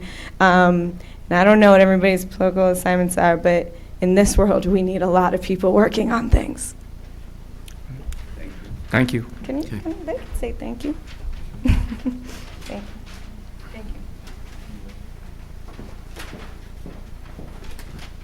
Good evening. I'll be brief. My name's Anthony McCall, and I'm here this evening to support Mark in his effort to bring a unique gallery space to Montclair. As you can tell by my accent, I grew up in England, where I attended art school. And in 1973, I was granted an award which allowed me to follow my dream of coming to New York to work as an artist. I've lived in the US ever since, and now have my work represented in various galleries worldwide. Most recently, I had a solo exhibition at the Albright Knox in Buffalo. Being an artist, especially a young or unknown artist, is hard. Making the art is not the problem. Artists will always find a way to work, be it on a kitchen table or in the garage, or, dare I say it, daydreaming at the office. The problem is finding a way to make their work known, to show it to a wider public than their friends and fellow artists who make up their community. Never mind how talented these people are, if their art never reaches a wider public, their work simply does not exist. The term emerging artist is used to describe this uncomfortable no man's land, and, sadly, this state of anonymity can last for many years. Established galleries will rarely risk taking on someone with no credentials. They can't afford to. I speak from experience. As an emerging artist myself, I was excited to discover, in turn be discovered by Artist Space, an alternative exhibition venue in downtown Manhattan. I benefited greatly from an early show there. Founded in the 1970s, it's one of the first galleries that took the risk of showing work that they felt was promising enough to deserve a wider audience. Their belief in an artist was a vital stepping stone for many artists who are now well known in the art world. Which brings me to Mark Tylek's elegant proposal to open such an art centre here in Montclair, to be funded by revenues from his own housing development. For decades, Mark has dreamed of such a place where emerging artists could be mentored and encouraged to develop their work and show it to the public. The structure he has in mind is flexible, encompassing office and studio spaces, a rehearsal area, and a well-proportioned gallery for exhibitions of all sorts. His hope is to offer his exhibition space to such organizations as Studio Montclair, who have 400 artists on their books, and also with so-called outsider artists, who are self-taught, though some have proved as competitive in the formal art market as those who have come up through the usual ranks. His art centre might also show multimedia work by established artists whose work is often tricky for more conventional galleries to take on. And he also dreams of being able to represent emerging writers and musicians, photographers and dancers, as well as visual artists. Given the space and the encouragement to discover the joy of collaboration, it doesn't take much imagination to see the possibilities of truly exciting events being born here.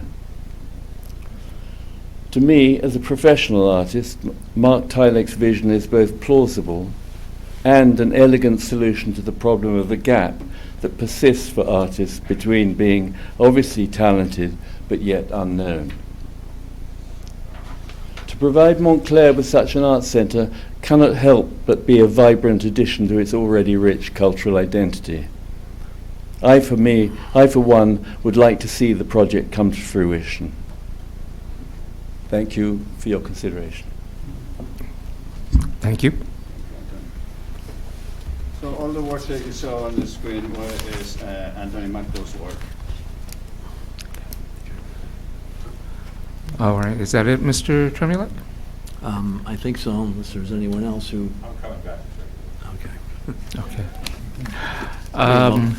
So Janice, when can we Yeah, consider this again? We can reschedule this meeting to be heard February 24th.